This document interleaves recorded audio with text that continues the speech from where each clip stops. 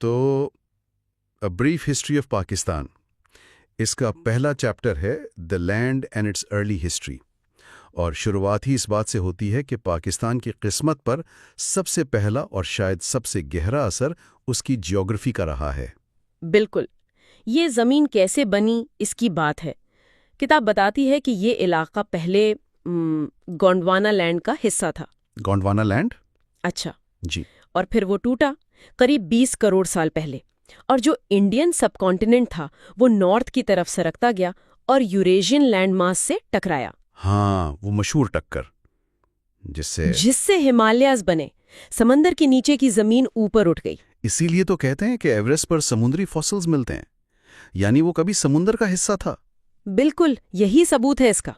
اور انہی پہاڑوں نے، ہمالیاز اور دوسرے سلسلوں نے اس علاقے کو باقی ایشیا سے آپ کہہ لیں تھوڑا الگ بھی رکھا۔ اچھا، اور کتاب 3 بڑے جیوگرافیکل حصوں کا ذکر کرتی ہے نا؟ Northern Highlands? جی، ناردرن ہائی لینڈز، پھر بلوچستان کا پلاٹو، اور تیسرا انڈس ندی کا میدانی علاقہ۔ اور انڈس، یہ تو جان ہے اس خطے کی۔ واقعی، سنسکرت میں سندھو تبت سے نکل کر پورے پاکستان سے گزرتا ہے، اور اسی کے کنارے وہ عظیم انڈس ویلی سویلائزیشن پنپی۔ لیکن اس کا رستہ بھی آپ کہہ رہی تھی بدلتا رہا ہے۔ ہاں، وقت کے ساتھ اس کا کورس چینج ہوا ہے، اور یہ پہاڑ ہمالیاز موسم پر بھی اثر ڈالتے ہیں۔ مانسون لیتے ہیں، سردیوں میں ٹھنڈی ہواؤں کو روکتے ہیں۔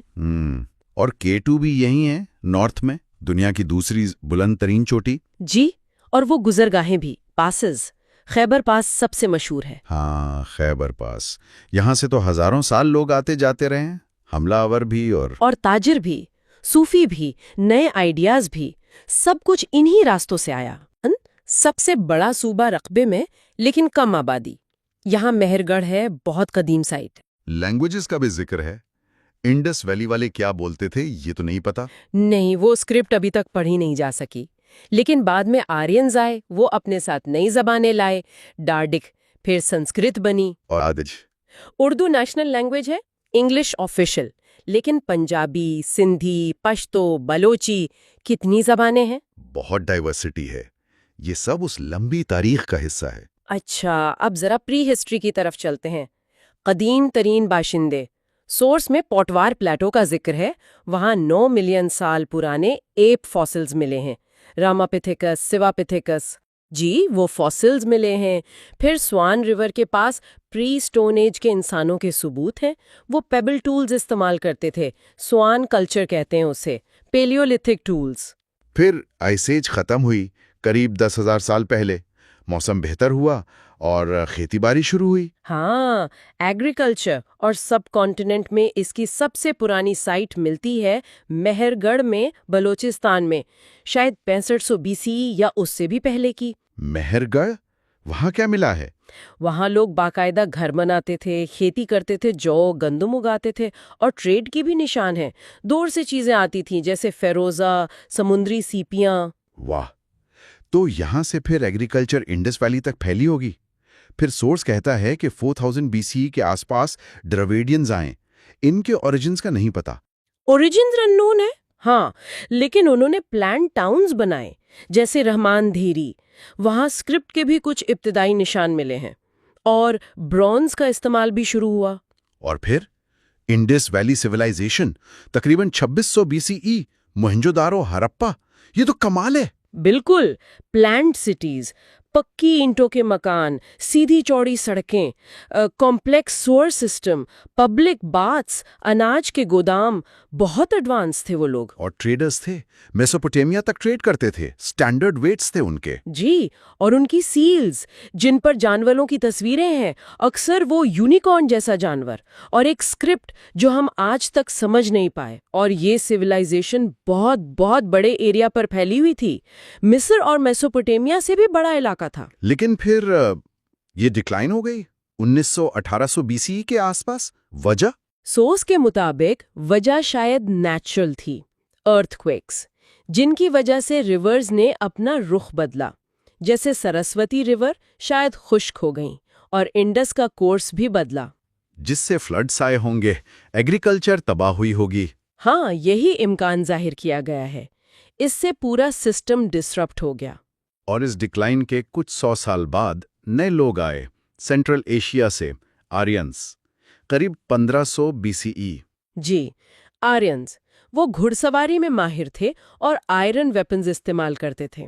ان کی لینگویج سے سنسکرت نکلی اور انہوں نے رفتہ رفتہ انڈس ویلی کے لوگوں کی جگہ لے لی۔ اور دراویڈینز کو شاید ساؤتھ کی طرف دھکیل دیا۔ یہ بھی ایک تھیوری ہے۔ ہاں، یہ ایک نظریہ ہے۔ آرین سوسائٹی میں پھر وہ کاسٹ سسٹم ڈیولپ ہوا، برامنز، کشتریاز، وائشیاز، شودراز۔ ان کے بارے میں ہم ویداس سے جانتے ہیں، ان کی سیکرڈ ہمس، اور وہ 2 ایپکس، رامائن اور مہابھارتا۔ بالکل، بھگوت گیتا مہا بھارت کا حصہ ہے۔ یہ ان کی لائف اور بیلیفز کے لیے بہت امپورٹنٹ ہے۔ شروع میں ان کا مذہب پولیتھیسٹک تھا، کئی دیوی دیوتا۔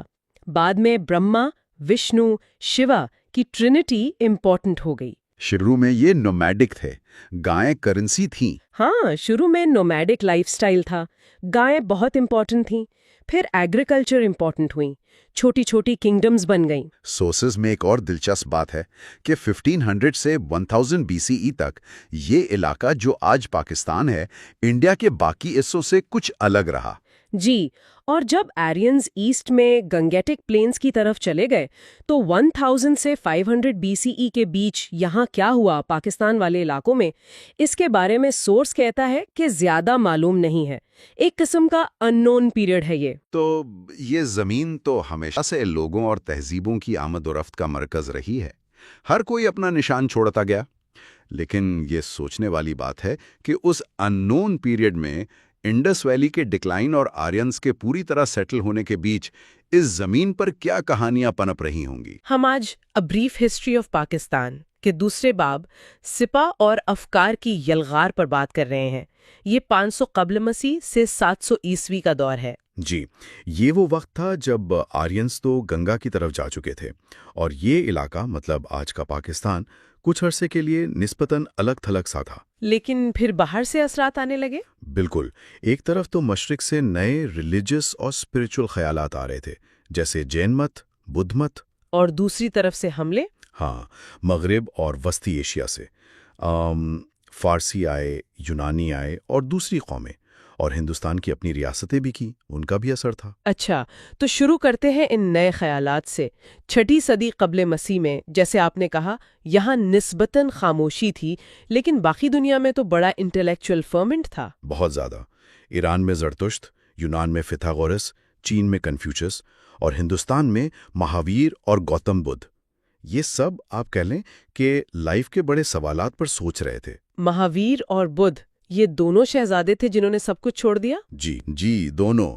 مہاویر نے جین مت کو پھیلایا، جس کی جڑیں تو پرانی تھیں وادی سندھ میں، لیکن پنجاب ایک اہم مرکز بنا۔ اور بدھ مت نے خاص طور پر ان لوگوں کو اٹریکٹ کیا جو ہندو ذات پات کی سختیوں سے بیزار تھے۔ مگدھ کے راجہ بمبسار جیسے حکمرانوں نے سپورٹ بھی کیا۔ بدھا نے کرما، دھرم، نروان جیسے نئے کانسیپٹس پیش کیے۔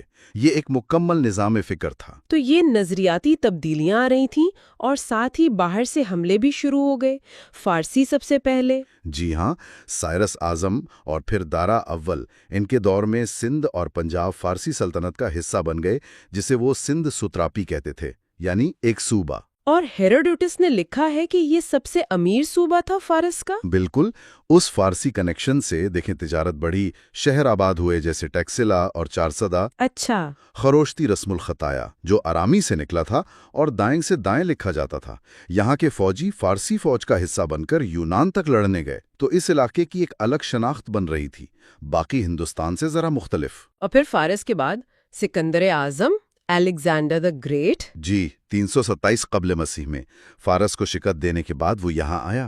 ٹیکسلا کے راجہ امبی نے تو استقبال کیا۔ ہاں، لیکن پنجاب کے راجہ پورس نے مقابلہ کیا دریائے جھیلم پر۔ زبردست مقابلہ کیا، جنگ ہائیڈاسپس۔ سکندر جیتا، لیکن پورس کی بہادری سے اتنا امپریس ہوا کہ اسے اس کا تخت واپس کر دیا۔ لیکن سکندر کی فوج آگے نہیں گئی۔ نہیں، بیاس دریا تک پہنچ کر تھکاوٹ کی وجہ سے انکار کر دیا۔ واپسی پر اس نے ملتان فتح کیا اور فوج کو 2 حصوں میں بانٹ کر واپس بھیجا۔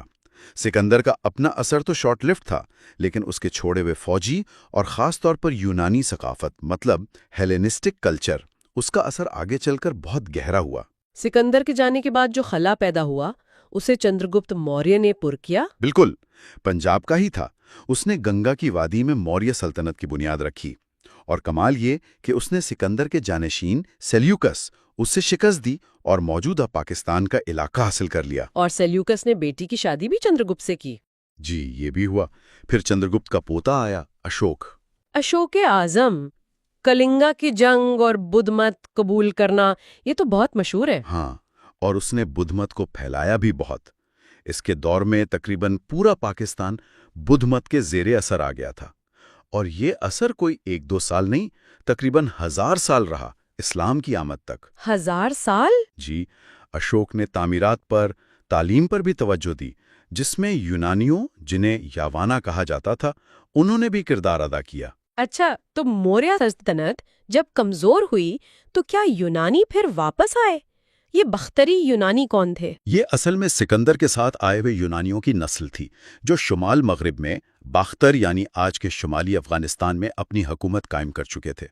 ان کا سب سے مشہور بادشاہ تھا منندر یا ملند۔ منندر، اس نے پنجاب فتح کیا تھا۔ جی، اور سیالکوٹ، جسے سگالا کہتے تھے، اسے دارالحکومت بنایا۔ اور دلچسپ بات یہ کہ وہ بھی بدھ مت کا پیروکار بن گیا۔ اوہ! اسی دور میں گندھارا آرٹ نے جنم لیا۔ یہ یونانی اور بدھ مت کا ایک فیوژن تھا۔ بدھا کے مجسمے بننے لگے، وہ بھی یونانی انداز میں۔ تو یونانی اثر کافی دیر تک رہا۔ پھر کون آیا وسطی ایشیا سے؟ ہاں، پھر خانہ بدوش قبائل آئے۔ پہلے سیتھین، جنہیں ساکا بھی کہتے ہیں، انہوں نے باختری حکومت ختم کی اور ٹیکسلا کو مرکز بنایا۔ اور ان کے بعد کشان؟ جی، کشان قبیلہ۔ ان کا سب سے مشہور بادشاہ تھا کنشک۔ اس نے پشاور یعنی پٹسپورا کو دارالحکومت بنایا اور سلطنت کو وسطی ایشیا سے شمالی ہندوستان تک پھیلایا۔ کنشک کا نام بھی بدھ مت کے حوالے سے بہت آتا ہے۔ بہت بڑا پیٹرن تھا۔ اس کے دور میں گندھارا آرٹ اپنے عروج پر پہنچا، بدھ مت وسطی ایشیا اور چین تک پھیلا۔ اور ایک اہم بات، بدھا کو اب صرف ایک استاد نہیں بلکہ ایک دیوتا کی طرح سمجھا جانے لگا۔ مندر بننے لگے۔ کشانوں کے زوال کے بعد ہندوستان میں گپتا سلطنت آئی۔ ان کا کیا اثر رہا اس علاقے پر؟ گپتا سلطنت کا مرکز تو ہندوستان میں تھا، اور ان کا دور ہندو مت کے احیاء، سنسکرت ادب، سائنس، ان چیزوں کے لیے اہم ہے۔ ذات پات کا نظام بھی زیادہ پختہ ہوا۔ ان کا براہ راست کنٹرول شاید پنجاب تک ہی رہا ہوگا۔ لیکن پھر 5ویں صدی میں سفید ہن آ گئے، وائٹ ہنس۔ ہاں، ایفتھلائٹس بھی کہتے ہیں۔ یہ بہت تباہ کن ثابت ہوئے۔ انہوں نے گپتا سلطنت کو کمزور کر دیا، اور اس پورے خطے میں جو بھی پچھلی تہذیبی روایتیں تھیں نا، یونانی، فارسی، بدھ، ان سب کو تقریباً ختم کر دیا۔ اتنی تباہی؟ جی، خاص طور پر ایک حکمران تھا مہر گل، وہ بہت ظالم مشہور ہے۔ ان حملوں نے معاشرتی تانا بانا ہی بدل دیا۔ لیکن ان کا راج بھی ختم ہوا؟ ہاں، آخرکار مقامی حکمرانوں نے بغاوت کی اور انہیں شکست دی۔ اس ساری افراتفری کے بعد جب یہ ہن اور دوسرے حملہ آور یہیں بس گئے تو نئے حکمران خاندان ابھرے۔ راجپوت؟ بالکل، راجپوت یعنی راجا کے بیٹے۔ یہ خود کو قدیم کشتری یا جنگجو سمجھتے تھے، اور آنے والی صدیوں میں شمالی ہندوستان کی سیاست میں ان کا بہت اہم کردار رہا۔ تو یہ تقریباً 1200 سال کا عرصہ، مسلسل بیرونی حملے، نئے مذاہب، نئے خیالات، سلطنتیں بنی ٹوٹیں، اس سب نے مل کر ایک بہت ہی ملی جلی ایک کمپلیکس قسم کی تہذیب بنائی یہاں پر۔ یقیناً، اور یہیں سے پھر ایک نئے دور کی سٹیج سیٹ ہوئی، جس میں یہ مقامی راجپوت ریاستیں تھیں، اور پھر اگلی بڑی تبدیلی کا انتظار تھا۔ یہ سوچنے کی بات ہے کہ یہ جو مسلسل آمد و رفت تھی، مختلف ثقافتوں کا یہ ٹکراؤ اور ملاپ، اس نے اس علاقے کی شناخت پر کیا مستقل اثرات چھوڑے ہوں گے۔ آج ہم a brief history of Pakistan کے تیسرے چیپٹر پر بات کر رہے ہیں، the coming of Islam 700 to 1526۔ یہ کافی لمبا عرصہ ہے، تقریباً 800 سال۔ جی بالکل، یہ وہ دور ہے جب اسلام بر صغیر میں آیا، پھیلا اور آہستہ آہستہ یہاں کی سیاست اور آپ کہیں ثقافت کا ایک اہم حصہ بنا۔ لیکن یہ سفر سیدھا سادھا نہیں تھا، ہے نا؟ نہیں، بالکل نہیں۔ شروعات تو عربوں کی سندھ فتح سے ہوئی، مگر اصل گہرا اثر جو پڑا وہ وسطی ایشیا سے آنے والے حکمرانوں کا تھا، جیسے غزنوی آئے، پھر غوری اور پھر ظاہر ہے دہلی سلطنت۔ جنہوں نے صرف حکومت ہی نہیں کی۔ نہیں، صرف حکومت نہیں، سماجی، ثقافتی، علمی، ہر سطح پر گہرے اثرات چھوڑے، اور اسی سب نے آگے جا کر مغل امپائر کی بنیاد بھی رکھی۔ لیکن یہ بھی ایک حقیقت ہے کہ اسی دوران ہندو اکثریت اور جو مسلم حکمران و طبقہ تھا ان کے درمیان ایک طرح کی تقسیم یا کشیدگی بھی پیدا ہوئی، جس کے اثرات شاید آج تک ہیں۔ بالکل، اس کے اثرات آج تک پاکستان اور بھارت کے تعلقات پہ محسوس کیے جاتے ہیں۔ تو شروعات پر واپس آتے ہیں۔ محمد بن قاسم، یہ نام تو بہت سنا ہے، کیسی ہوئی شروعات؟ جی، یہ 711 عیسوی کی بات ہے۔ اموی خلافت کا دور تھا۔ عراق کے گورنر تھے حجاج بن یوسف۔ انہوں نے اپنے بھتیجے محمد بن قاسم، جو کافی نوجوان تھے، انہیں سندھ بھیجا۔ اور وجہ کیا تھی؟ وجہ جو عام طور پر بتائی جاتی ہے وہ تھی دیبل، جو آج کل کراچی کے قریب ہے۔ وہاں کچھ بحری قزاقوں نے عرب تجارتی جہازوں پر حملہ کیا تھا، تو بدلہ لینے یا انتظام کرنے کے لیے بھیجا گیا۔ اچھا۔ اور قاسم کی جو مہم تھی وہ کافی منظم تھی، اچھی فوج تھی، رسد کا انتظام تھا، اونٹ تھے، اور ایک بہت بڑی منجنیق بھی تھی، عروس نام کی، مطلب جدید سیج ویپنری تھی ان کے پاس۔ اور علاقے کیسے جیتے؟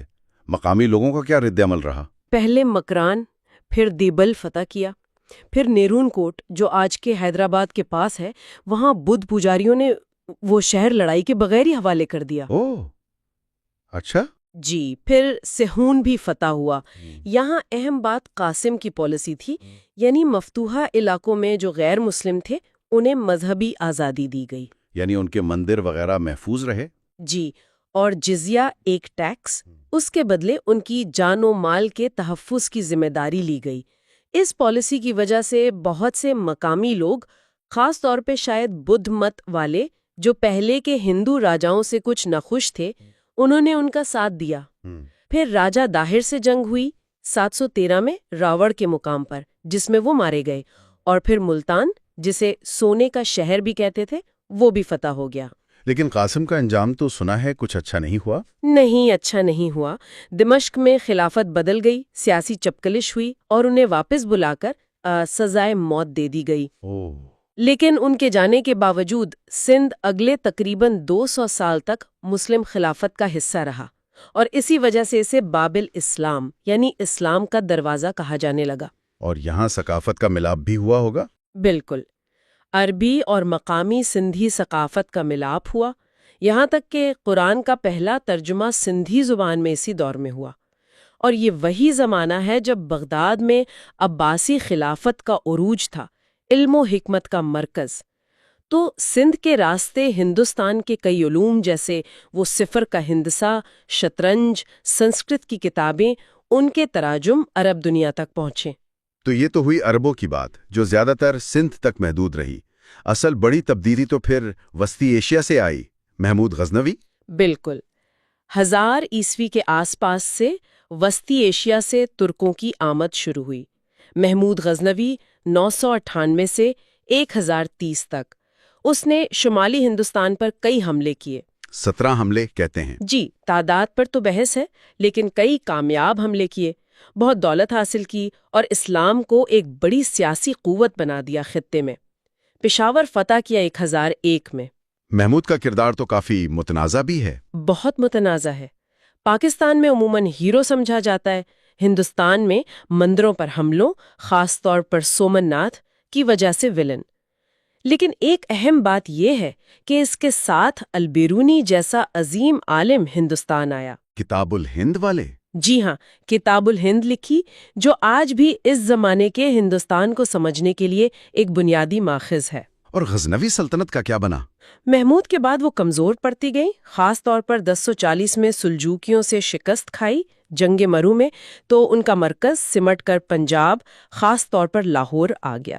لاہور ایک بڑا ثقافتی مرکز بن گیا اسی دور میں۔ داتا گنج بخش بھی اسی دور میں آئے؟ جی، حضرت داتا گنج بخش جیسے بزرگ صوفیہ اسی دور میں لاہور تشریف لائے۔ اچھا، غزنویوں کے بعد پھر غوری آئے؟ جی ہاں، غوری پہلے غزنویوں کے ماتحت ہی تھے، پھر انہوں نے بغاوت کی، غزنی شہر تباہ کر دیا، اور پھر محمد غوری نے ہندوستان پر توجہ دی اور اس نے غزنویوں کا خاتمہ کیا؟ جی، لاہور فتح کر کے غزنوی حکومت ختم کی، لیکن اس کی سب سے اہم، سب سے فیصلہ کن کامیابی تھی 1192 میں ترائن کی دوسری جنگ، پرتھوی راج چوہان کے خلاف۔ بالکل، پرتھوی راج چوہان کو شکست دی، اور اس ایک جنگ نے شمالی ہندوستان کے دروازے اب کہیں مسلم حکومت کے لیے پوری طرح کھول دیے۔ اسی سے دلی سلطنت کی بنیاد پڑی۔ لیکن غوری بھی زیادہ عرصہ نہیں رہا۔ نہیں، وہ 1206 میں قتل ہو گیا۔ تو پھر دلی سلطنت کا آغاز ہوتا ہے غلام خاندان سے۔ یہ نام کچھ عجیب سا نہیں لگتا، غلام خاندان؟ ہاں، لگتا تو ہے۔ اسے مملوک سلطنت بھی کہتے ہیں۔ اصل میں اس کے جو پہلے حکمران تھے، جیسے قطب الدین ایبک، پھر التمش، یہ ترک نسل کے فوجی غلام تھے۔ اچھا۔ جی، لیکن یہ وہ غلامی نہیں تھی جو ہم آج سمجھتے ہیں۔ یہ فوجی غلام تھے جو اپنی بہادری اور قابلیت کی وجہ سے ترقی کرتے کرتے سلطان کے عہدے تک پہنچے۔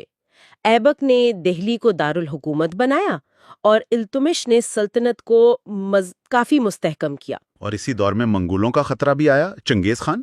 بالکل، یہ بہت بڑا خطرہ تھا۔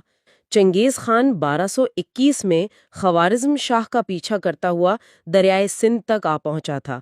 وہ ہندوستان میں داخل تو نہیں ہوا، لیکن اس کے حملوں کی دہشت اور بعد میں بھی منگولوں کے حملوں کا خطرہ کئی دہائیوں تک شمال مغربی سرحدوں پر رہا۔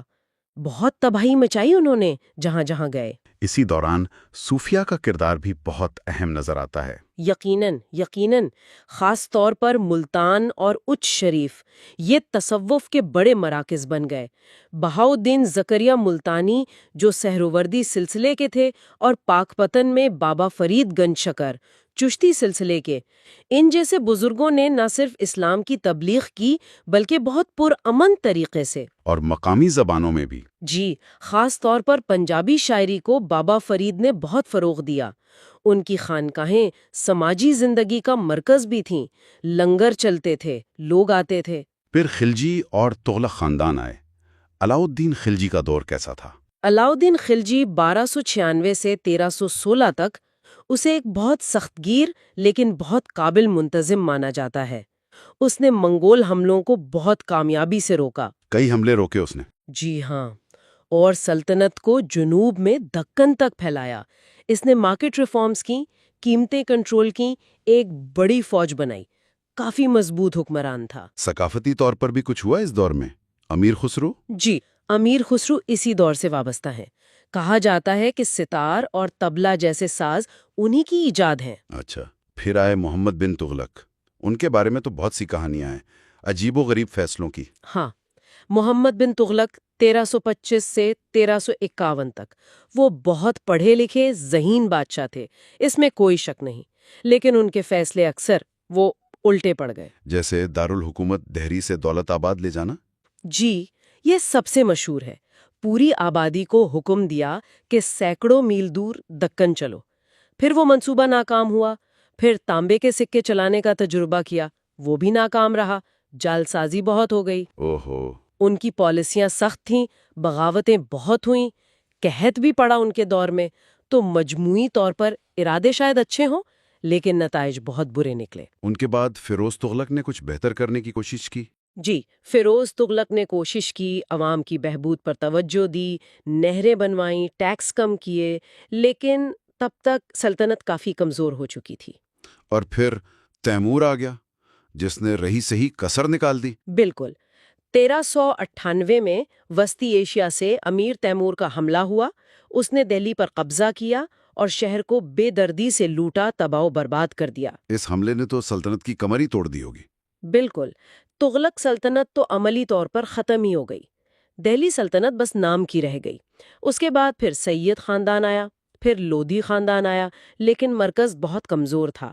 پنجاب، ملتان جیسے علاقوں میں مقامی حکومتیں، جیسے ملتان میں لنگا خاندان، وہ تقریباً خود مختار ہو گئیں۔ تو 1526 تک یعنی مغلوں کے آنے سے پہلے تک دہلی سلطنت بہت بکھر چکی تھی۔ جی بالکل بکھر چکی تھی۔ تیمور کے حملے نے سارا نقشہ بدل دیا تھا، مرکزیت ختم ہو چکی تھی۔ تو یہ ایک آپ کہیں ایک خلا کی سی کیفیت تھی، جو شاید نئے آنے والوں کے لیے ایک موقع تھا۔ بالکل۔ یہ سوچنے کی بات ہے کہ 16ویں صدی کے شروع میں جب مرکزی طاقت اتنی کمزور تھی اور علاقائی طاقتیں سر اٹھا رہی تھیں، تو اس صورتحال میں برِ صغیر میں خاص طور پر شمالی ہندوستان میں کس قسم کے نئے سیاسی اور ثقافتی امکانات پیدا ہو رہے تھے۔ اچھا جی، تو آج چوتھے باب پر آتے ہیں، مغل دور، یعنی 1526 سے لے کر تقریباً 1748 تک۔ جی بالکل۔ یہ برِ صغیر کی تاریخ کا ایک بہت ہی اہم حصہ رہا ہے، اور ظاہر ہے موجودہ پاکستان پر اس کے گہرے اثرات پڑے ہیں، حکومت، تجارت، ثقافت، سبھی پر۔ بالکل، یہ سلطنت تب ابھری جب دہلی سلطنت کمزور ہو رہی تھی، اور اس کی بنیاد رکھی بابر نے، جو تیمور کے خاندان سے تھے۔ اور وہ 6 مشہور حکمران تو ہیں ہی، بابر، ہمایوں، اکبر، جہانگیر، شاہ جہاں اور اورنگزیب۔ اور شروع میں لگتا ہے کہ سلطنت کافی پھیلی بھی۔ اس کی وجہ یہ منصب داری نظام، یعنی میرٹ کی بنیاد پر عہدے اور مذہبی رواداری بتائی جاتی ہے۔ ہاں، 18ویں صدی تک تو عروج رہا، لیکن پھر حالات بدلے، خراب حکمرانی، فوجی ناکامیاں، پھر وہ عدم برداشت والا عنصر، اور ساتھ میں یورپی طاقتوں کی آمد، ان سب نے مل کر زوال کی راہ ہموار کی۔ اچھا، بابر سے شروع کرتے ہیں۔ کابل کے بعد 1505 میں اس نے ادھر آج کے پاکستان کے علاقوں کا رخ کیا، مگر اصل کامیابی تو وہ پانی پت کی پہلی لڑائی تھی 1526 میں، پنجاب اور دہلی پر قبضہ۔ جی، اور تبھی اس نے فیصلہ کیا کہ اب یہیں برے صغیر میں ہی حکومت کرنی ہے۔ پھر 1527 میں خانوا میں راجپوتوں کو بھی شکست دی، اور وہ کابل سے آگرہ والی سڑک، لاہور کے راستے، وہ بھی اسی نے بنوائی۔ اور یہ پولو والی بات بھی دلچسپ ہے، وہ بھی مغل لائے۔ ہاں، کھیل تو وہیں وسطی ایشیا سے آیا۔ بابر کو شروع سے ہی کافی چیلنجز تھے، ازبیکوں سے بھی اور مقامی حکمرانوں سے بھی۔ اس نے جلد ہی سمجھ لیا کہ برے صغیر کے وسائل کتنے اہم ہیں، تو حکومت مضبوط کرنے پر توجہ دی۔ 1530 میں بابر کا انتقال ہوا، اور ہمایوں کا دور تو شروع سے ہی بڑا مشکل رہا۔ جی، شیر خاں، جو بعد میں شیر شاہ سوری کہلایا، اس نے بڑی ٹکر دی۔ 1539 میں چوسا اور 1540 میں کنوج میں شکست۔ ہمایوں کو پھر ایران بھاگنا پڑا، اور وہیں عمر کوٹ میں پھر اکبر کی پیدائش ہوئی 1542 میں۔ بالکل۔ ویسے شیر شاہ سوری کا اپنا دور 1540-45 بھلے مختصر تھا، مگر انتظامی طور پہ بہت اہم تھا۔ روہتاس قلعہ، انتظامی ریفارمز، گرینڈ ٹرنک روڈ کو بہتر کرنا، اور سب سے بڑھ کر روپیہ کا سکہ۔ اچھا، وہی روپیہ جو آج تک نام چل رہا ہے کرنسی کا؟ جی جی، نام وہیں سے ہے، اور وہ مذہبی رواداری کا بھی قائل تھا۔ پھر ہمایوں نے 1555 میں ایرانی مدد سے دہلی واپس تو لے لیا، لیکن قسمت دیکھیں اگلے ہی سال 1556 میں وہ لائبریری کی سیڑھیوں والا حادثہ ہو گیا۔ اور وہیں سے پھر اکبر اعظم کا دور شروع ہوتا ہے 1556 سے 1605۔ صرف 13 سال کا تھا جب بادشاہ بنا۔ آتے ہی 1556 میں پانی پت کی دوسری جنگ میں ہیمو کو شکست دی۔ اکبر نے سلطنت کو پھیلایا بھی بہت، اور انتظامی اور معاشی اصلاحات بھی کیں، جیسے وہ منصب داری اور جاگیرداری نظام کو بہتر بنانا، اور ٹوڈر مل کا ٹیکس سسٹم۔ جی، منصبداری یعنی فوجی اور سول عہدے قابلیت پر دینا، اور ذات اور سوار رینک کے حساب سے تنخواہ، اور جاگیرداری یعنی تنخواہ کے بدلے ٹیکس اکٹھا کرنے کے لیے زمین دینا۔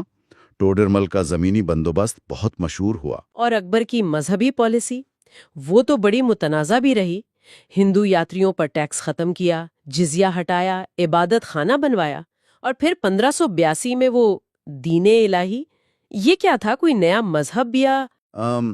زیادہ تر مورخین اسے ایک نیا مذہب نہیں مانتے، بلکہ ایک طرح کی سیاسی حکمت عملی، سب کو ساتھ ملانے کی کوشش۔ لیکن اس پر رد عمل شدید تھا، جس نے شاید بعد کے حکمرانوں کو زیادہ سخت گیر بنا دیا۔ صحیح۔ اکبر نے سرحدوں پر بھی توجہ دی، کشمیر، سندھ، بلوچستان، روشنایا جیسی تحریکوں کا بھی سامنا کیا۔ ہاں، جاگیرداری نظام میں کرپشن تب بھی ایک مسئلہ بننے لگی تھی۔ اور لاہور بھی تو دارالحکومت رہا کافی عرصہ، 1584 سے 98 تک شہر کے گرد دیوار بھی بنوائی۔ ہم جو یہ تفصیلات ڈسکس کر رہے ہیں یہ A Brief History of Pakistan جیسی کتب میں بھی ملتی ہیں جو اس دور کا اچھا احاطہ کرتی ہیں۔ جی بالکل، اور دلچسپ بات یہ کہ خود پڑھا لکھا نہ ہونے کے باوجود اکبر فنون لطیفہ کا بڑا سرپرست تھا۔ اکبر کے بعد پھر جہانگیر 1605 سے 1627، اس کے دور میں بیٹے خسرو کی بغاوت ہوئی اور اسی سلسلے میں سکھ گرو ارجن دیو کی شہادت، یہیں سے مغل سکھ تعلقات خراب ہونا شروع ہوئے۔ بالکل، یہ ایک ٹرننگ پوائنٹ تھا۔ ملکہ نور جہاں کا اثر و رسوخ بہت بڑھ گیا، مصوری کا فن عروج پر پہنچا، مگر وہ جاگیرداری والی کرپشن بھی بڑھتی گئی۔ اور اہم بات، یورپی تاجر خاص کر ایسٹ انڈیا کمپنی اسی دور میں آنا شروع ہوئی۔ پھر آیا شاہجہاں کا دور، 1627 سے 1657، فن تعمیر کا سنہری دور، تاج محل کی وجہ سے مشہور۔ بظاہر تو سلطنت شان و شوکت کے عروج پر تھی۔ بظاہر تو تھی، لیکن اندرونی طور پر مسائل پنپ رہے تھے۔ بغاوتیں، معاشی دباؤ، شاہی اخراجات بہت زیادہ تھے۔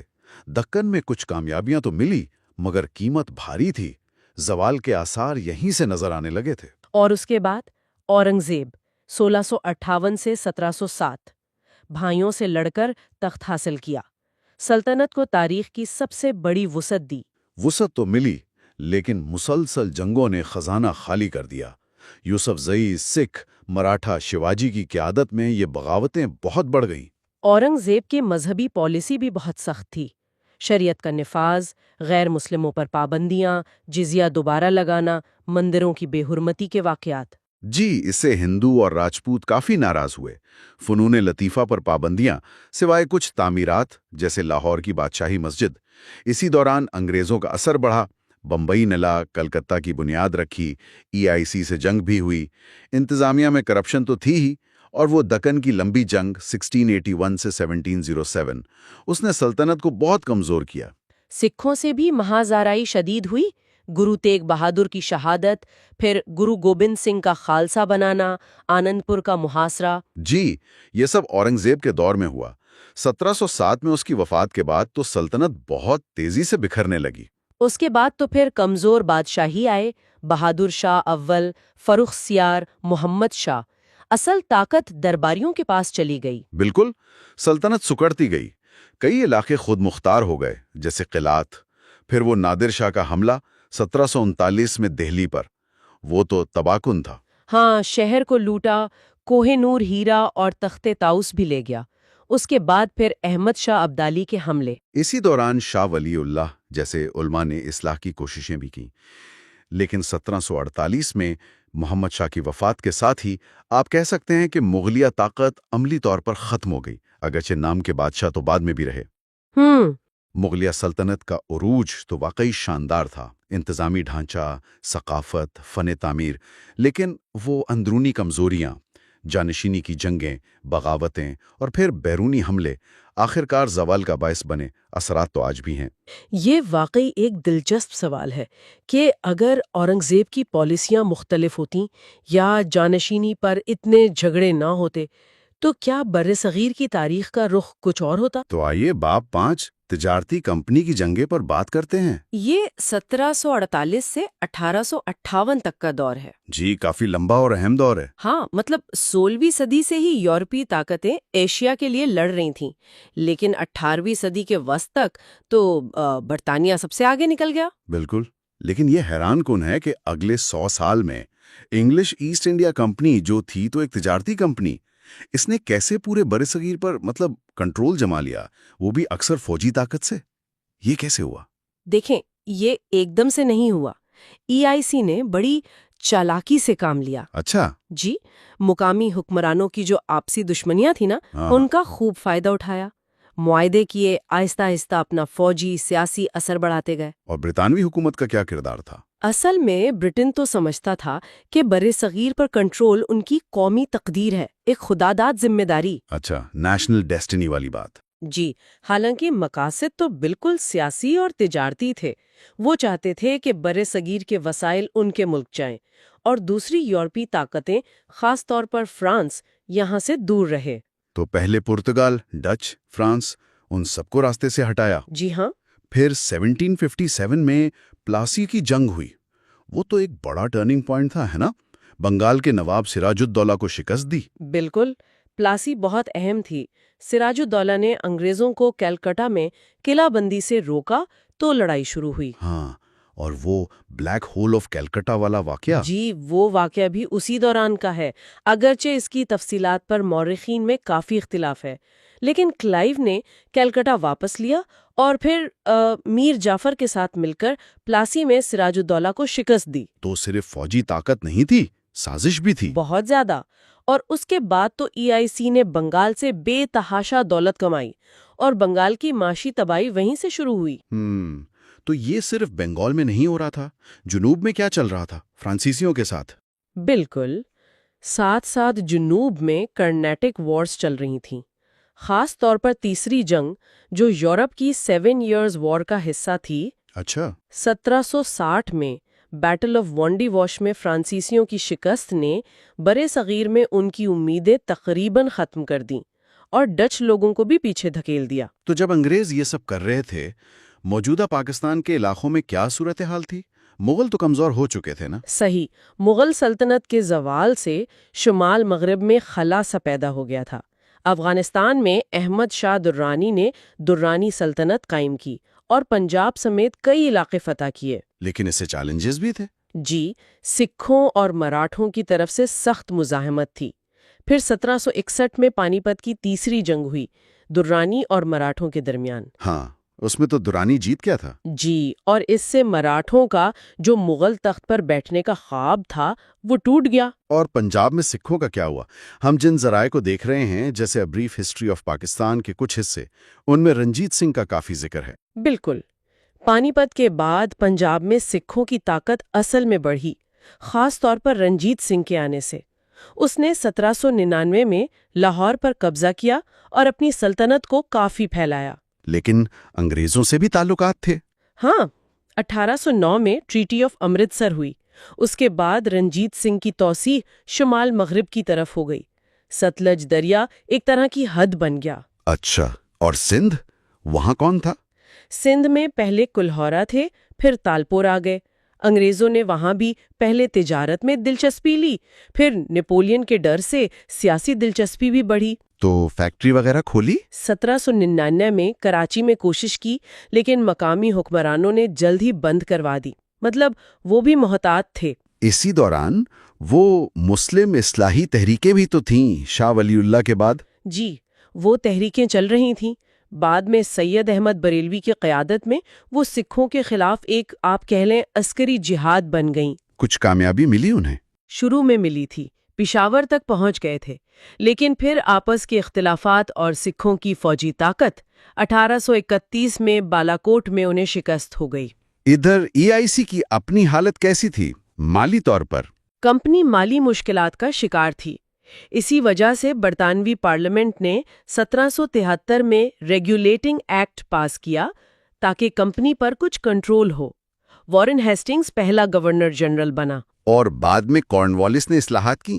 جی، انتظامی اصلاحات کی، لیکن اس کی ایک پالیسی تھی پرماننٹ سیٹلمنٹ۔ ہاں، وہ زمینوں والی۔ جی، اس سے زمیندار تو فائدے میں رہے، لیکن عام کسانوں پر بوجھ بہت بڑھ گیا۔ اس کے اثرات اچھے نہیں تھے۔ پھر تو انگریزوں نے جنگیں شروع کر دیں، افغانستان، سندھ، پنجاب، ایک ایک کر کے۔ ہاں، پہلی اینگلو افغان جنگ جو تھی 1839 سے 42 تک، اس میں انگریزوں کو بہت بھاری نقصان اٹھانا پڑا۔ اچھا؟ جی، بہت۔ شاید اسی ناکامی کے بعد انہوں نے سندھ پر زیادہ دھیان دیا۔ 1843 میں سر چارلز نیپیئر نے سندھ فتح کر لیا۔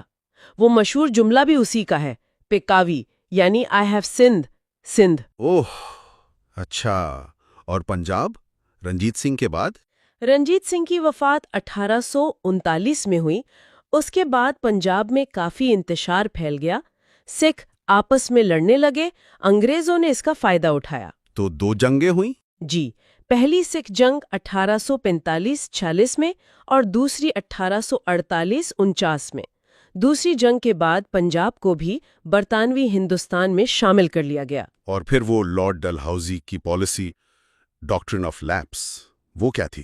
ڈاکٹرن آف لیپس کا مطلب تھا کہ اگر کوئی مقامی حکمران بغیر مرد وارث مطلب بیٹے کے مر جائے تو اس کی ریاست خود بخود انگریزوں کے قبضے میں چلی جائے گی۔ اوہ، اس سے تو بہت بے چینی پھیلی ہوگی۔ بالکل، اس پالیسی اور کئی دوسری وجوہات جیسے وہ کارتوس والا معاملہ، ان سب نے مل کے 1857 کی جنگ آزادی یا جسے انگریز انڈین میوٹنی کہتے ہیں اس کی آگ بھڑکائی۔ اور اس جنگ کے بعد جنگ کو تو سختی سے کچل دیا گیا، لیکن اس کا نتیجہ یہ نکلا کہ EIC کا راج ختم ہو گیا اور بر صغیر براہ راست برطانوی تاج کے تحت آ گیا۔ تو مطلب یہ ایک صدی 1750 سے 1850 یا 1857 تک ایسی تھی جس میں سب کچھ بدل گیا۔ بالکل، طاقت کا پورا توازن بدل گیا۔ EIC ایک چھوٹی تجارتی کمپنی سے ایک بہت بڑی فوجی اور سیاسی طاقت بن گئی، جس نے ایک ایک کر کے مقامی ریاستوں کو یا تو ختم کر دیا یا اپنے ماتحت کر لیا۔ لیکن یہ سب فتوحات اور پالیسیاں، ان کی قیمت کیا تھی؟ جی، یہی اہم سوال ہے۔ یہ فتوحات کس قیمت پر آئیں؟ اور ان اقدامات نے مستقبل کے لیے، خاص طور پر جو بعد میں تقسیم ہوئی، اس کے بیچ کیسے بوئے؟ یہ وہ چیزیں ہیں جن پر سوچنے کی ضرورت ہے۔ تو آج ہم باب 6 سے شروع کر رہے ہیں، 1857 کی جنگ آزادی یعنی سپاہی بغاوت۔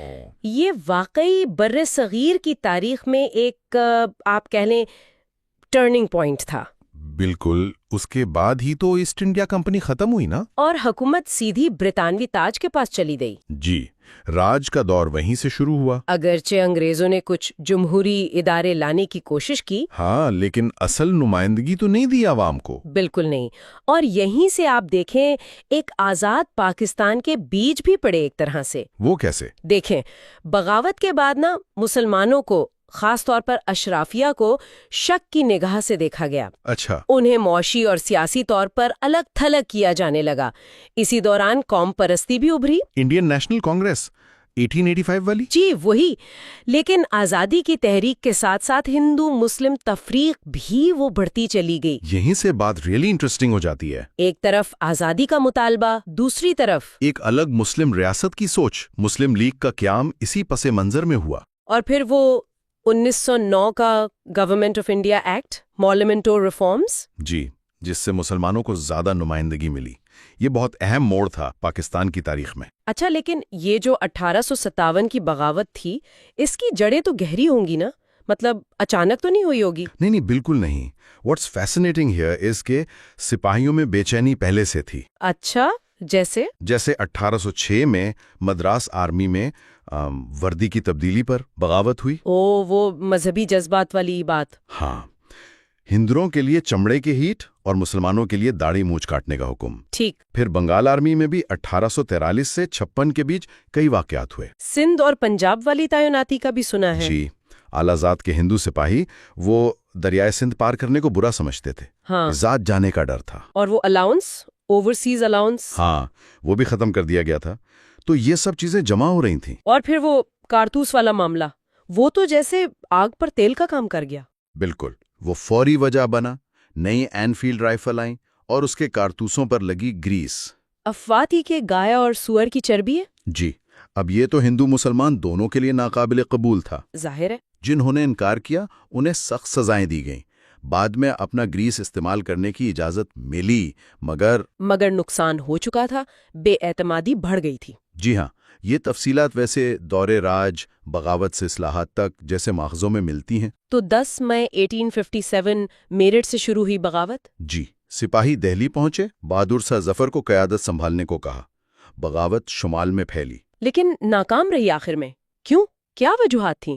کہیں تھی، کوئی مرکزی کمانڈ نہیں تھی، اچھا، منظم گوریلا جنگ نہیں ہوئی، اور ایک بڑی بات، جو مغربی تعلیم یافتہ طبقہ تھا نا، انہوں نے ساتھ نہیں دیا۔ زیادہ تر نے انگریزوں کا ساتھ دیا۔ اوہ، لیکن اس ناکامی کا سب سے تباہ کن نتیجہ وہ مسلمانوں کے لیے نکلا۔ وہ کیسے؟ مطلب بغاوت تو سب نے کی تھی۔ ہاں، لیکن انگریزوں نے زیادہ الزام مسلمانوں پر ڈالا، شاید مغل بادشاہ کی وجہ سے۔ تو پھر ان کے لیے ترقی کے مواقع محدود کر دیے، سرکاری نوکریوں سے، عزت والے شعبوں سے دور رکھا گیا۔ ڈبلیو ہنٹر نے بھی لکھا ہے اس بارے میں کہ تعلیمی نظام تک تباہ کر دیا۔ جی، اور اس سے ہندوؤں اور مسلمانوں کے درمیان جو خلیج تھی وہ اور گہری ہو گئی۔ بغاوت کے بعد پھر انتظامی طور پر کیا تبدیلیاں آئیں؟ Government of India act 1858؟ ہاں جی، 1858 کا ایکٹ۔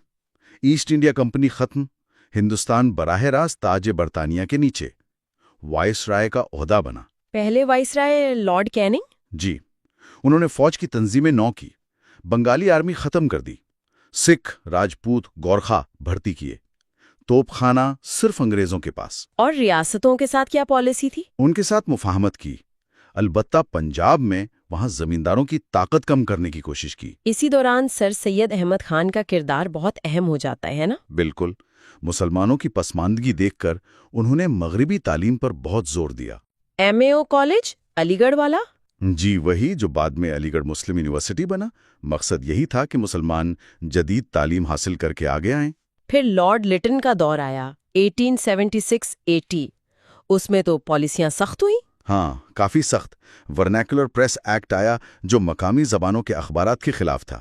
تنقید برداشت نہیں تھی۔ بالکل۔ پھر آرمز ایکٹ آیا، ہندوستانیوں کے لیے اسرہ رکھنا مشکل ہو گیا۔ دوسری اینگلو افغان جنگ بھی اسی دور میں ہوئی۔ لیکن پھر لارڈ رپن آئے 1880-84، انہوں نے کچھ نرمی کی۔ جی، انہیں تھوڑا لبرل مانا جاتا ہے۔ پریس ایکٹ ختم کیا، مقامی حکومتوں کو کچھ اختیارات دیے۔ اور سر سید کا وہ مطالبہ سیپریٹ الیکٹوریٹس والا؟ ہاں، وہ لارڈ رپن کے دور میں ہی 1882 میں میونسپل کاؤنسلز کی سطح پر مان لیا گیا۔ جداگانہ انتخابات، یعنی مسلمانوں کے لیے مخصوص نشستیں۔ جی اور پھر 1885 میں انڈین نیشنل کانگریس بن گئی۔ جی ہاں، شروع میں تو معتدل تھی، زیادہ تر تعلیم یافتہ لوگ تھے، اصلاحات چاہتے تھے۔ لیکن بعد میں شدت پسندی آ گئی۔ بالکل، سر سید نے تو مسلمانوں کو اس سے دور رہنے کا مشورہ دیا۔ انہیں لگتا تھا کہ ہندو اکثریت میں مسلمانوں کے مفادات محفوظ نہیں رہیں گے۔ شاید یہی خدشہ تھا۔ پھر لارڈ کرزن آئے 1899-1905، انہوں نے NWFP بنایا۔ جی، شمال مغربی سرحدی صوبہ، اور پھر 1905 میں بنگال کی تقسیم کر دی۔ اوہو، یہ تو بہت متنازع فیصلہ تھا۔ بہت زیادہ۔ بظاہر تو انتظامی وجہ بتائی گئی، لیکن اس پر ہندوؤں نے شدید احتجاج کیا، سودیشی تحریک شروع ہوئی۔ اسے تقسیم کرو اور حکومت کرو کی پالیسی سمجھا گیا۔ بالکل، اور اس نے ہندو مسلم تعلقات کو آپ کہیں مزید بگاڑ دیا۔ اور اسی ماحول میں پھر 1906 میں مسلم لیگ قائم ہوئی ڈھاکہ میں۔ جی، بنگال کی تقسیم پر جو رد عمل آیا اور کانگریس کا رویہ دیکھتے ہوئے مسلمان لیڈروں نے محسوس کیا کہ انہیں اپنے حقوق کے لیے ایک الگ پلیٹ فارم چاہیے۔ تو مسلم لیگ بن گئی۔ آل انڈیا مسلم لیگ۔ ابتدا میں مقصد مسلمانوں کے حقوق کا تحفظ تھا، حکومت سے وفاداری کا اظہار بھی، اور دوسری قوموں سے اچھے تعلقات۔ الگ ریاست کا مطالبہ نہیں تھا شروع میں۔ نہیں، اس وقت نہیں۔ اور پھر آخر میں 1909 کی ماڈل منٹو اصلاحات۔ جی، یہ ایک اور اہم سنگ میل تھا۔ قانون ساز کونسلوں میں ہندوستانی نمائندگی بڑھی۔ اور مسلمانوں کے لیے جداگانہ انتخابات کو قانونی شکل مل گئی۔ بالکل، یہ بہت بڑی بات تھی۔ اس نے مسلمانوں کی الگ سیاسی شناخت کو تسلیم کیا۔ تو ان اصلاحات نے نمائندگی کی طرف ایک قدم تو بڑھایا۔ ہاں، ایک قدم ضرور تھا۔ لیکن حتمی اختیار تو انگریزوں کے پاس ہی رہا۔ یقیناً نہ، اختیارات بہت محدود تھے۔ اور یہاں یہ سوال تو اٹھتا ہے نا کیا کہ یہ جو جداگانہ انتخابات کا اصول تھا، جس نے مسلمانوں کو ایک طرح کا سیاسی تحفظ دیا، کیا اس نے مستقبل میں ہندو مسلم اتحاد کو ممکن رہنے دیا؟ یا اس نے تقسیم کی بنیاد کو اور پختہ کر دیا؟ جی، یہ سوچنے کی بات ہے کہ کیا اس نے ان لکیروں کو مزید گہرا کیا جو 1857 کے بعد کھنچنا شروع ہو گئی تھی؟ تو آج ہم باب 7 پر بات کر رہے ہیں، آزادی کی راہ، 1909-1947۔ یہ وہ دور تھا جب برطانوی راج کمزور پڑ رہا تھا۔ جی ہاں، قوم پرستی بڑھ رہی تھی، تشدد بھی تھا، اور ہندوستان پر ان کی گرفت وہ ڈھیلی ہو رہی تھی۔ بالکل، ایک طرف تو آزاد ہندوستان کا نعرہ تھا، اور دوسری طرف مسلمانوں کے لیے ایک الگ وطن کی آواز بھی اٹھ رہی تھی۔ صحیح۔ اور جیسے جیسے انگریز کمزور ہوئے، مقامی آبادی کو آپ کہہ سکتی ہیں زیادہ اختیارات ملنے شروع ہوئے۔ لیکن اس میں وہ مسئلہ تھا کہ ہندو اکثریت کی آواز زیادہ تھی، شاید اس لیے بھی کہ مسلمان شروع میں تھوڑا ہچکچا رہے تھے پولیٹیکل پروسیس سے۔ ہاں، کچھ ایسا ہی تھا۔ اور دلچسپ بات یہ ہے کہ انگریز خود بھی یہ سوچ رہے تھے کہ مسلمانوں کے حقوق کی کوئی قانونی ضمانت ہونی چاہیے۔ اچھا۔ جی، مگر پھر مسلم لیگ اور کانگریس کے درمیان وہ مفاہمت وہ نہیں ہو سکی، کوششیں ناکام رہیں۔ اب مسلمانوں میں یہ خیال پکا ہوتا گیا کہ بھئی نہ برطانوی ادارے نہ ہی ہندوستانی، کوئی بھی ان کے حقوق کا خیال نہیں رکھ رہا۔ بالکل، اسی سے وہ الگ ریاست والی بات کو زور ملا۔ دیکھیں نا 1909 کی منٹو مورلے ریفارمز۔ ہاں، نمائندگی تو دی، صوبائی کونسلز بھی بنائے، مگر اختیارات وہ تو بس مشورے تک تھے۔ ہاں، مگر مسلمانوں کو سیپریٹ الیکٹوریٹس ملیں، الگ انتخابی حلقے۔ اس سے مسلمانوں کی سیاست میں شرکت تو بڑی ہوگی۔ بڑی، ضرور بڑی، لیکن بہت سے ہندوؤں نے اسے انگریزوں کی ڈیوائیڈ اینڈ رول پالیسی سمجھا، ایک قسم کی مسلم نوازی۔ پھر وہ بنگال کی تقسیم کی تنسیخ 1911 میں، وہ ایک بڑا دھچکا تھا مسلمانوں کے لیے۔ بہت بڑا۔ انہوں نے سمجھا کہ حکومت ہندوؤں کے احتجاج، ان کے بموں اور گولیوں کے آگے جھک گئی ہے۔ اس سے انگریزوں پر اعتماد کم ہوا۔ اور پھر کانپور میں مسجد کا واقعہ 1913 میں، اس نے بھی معاملات کو مزید خراب کیا۔ جی، اس نے بھی مسلم مزاحمت کو ہوا دی۔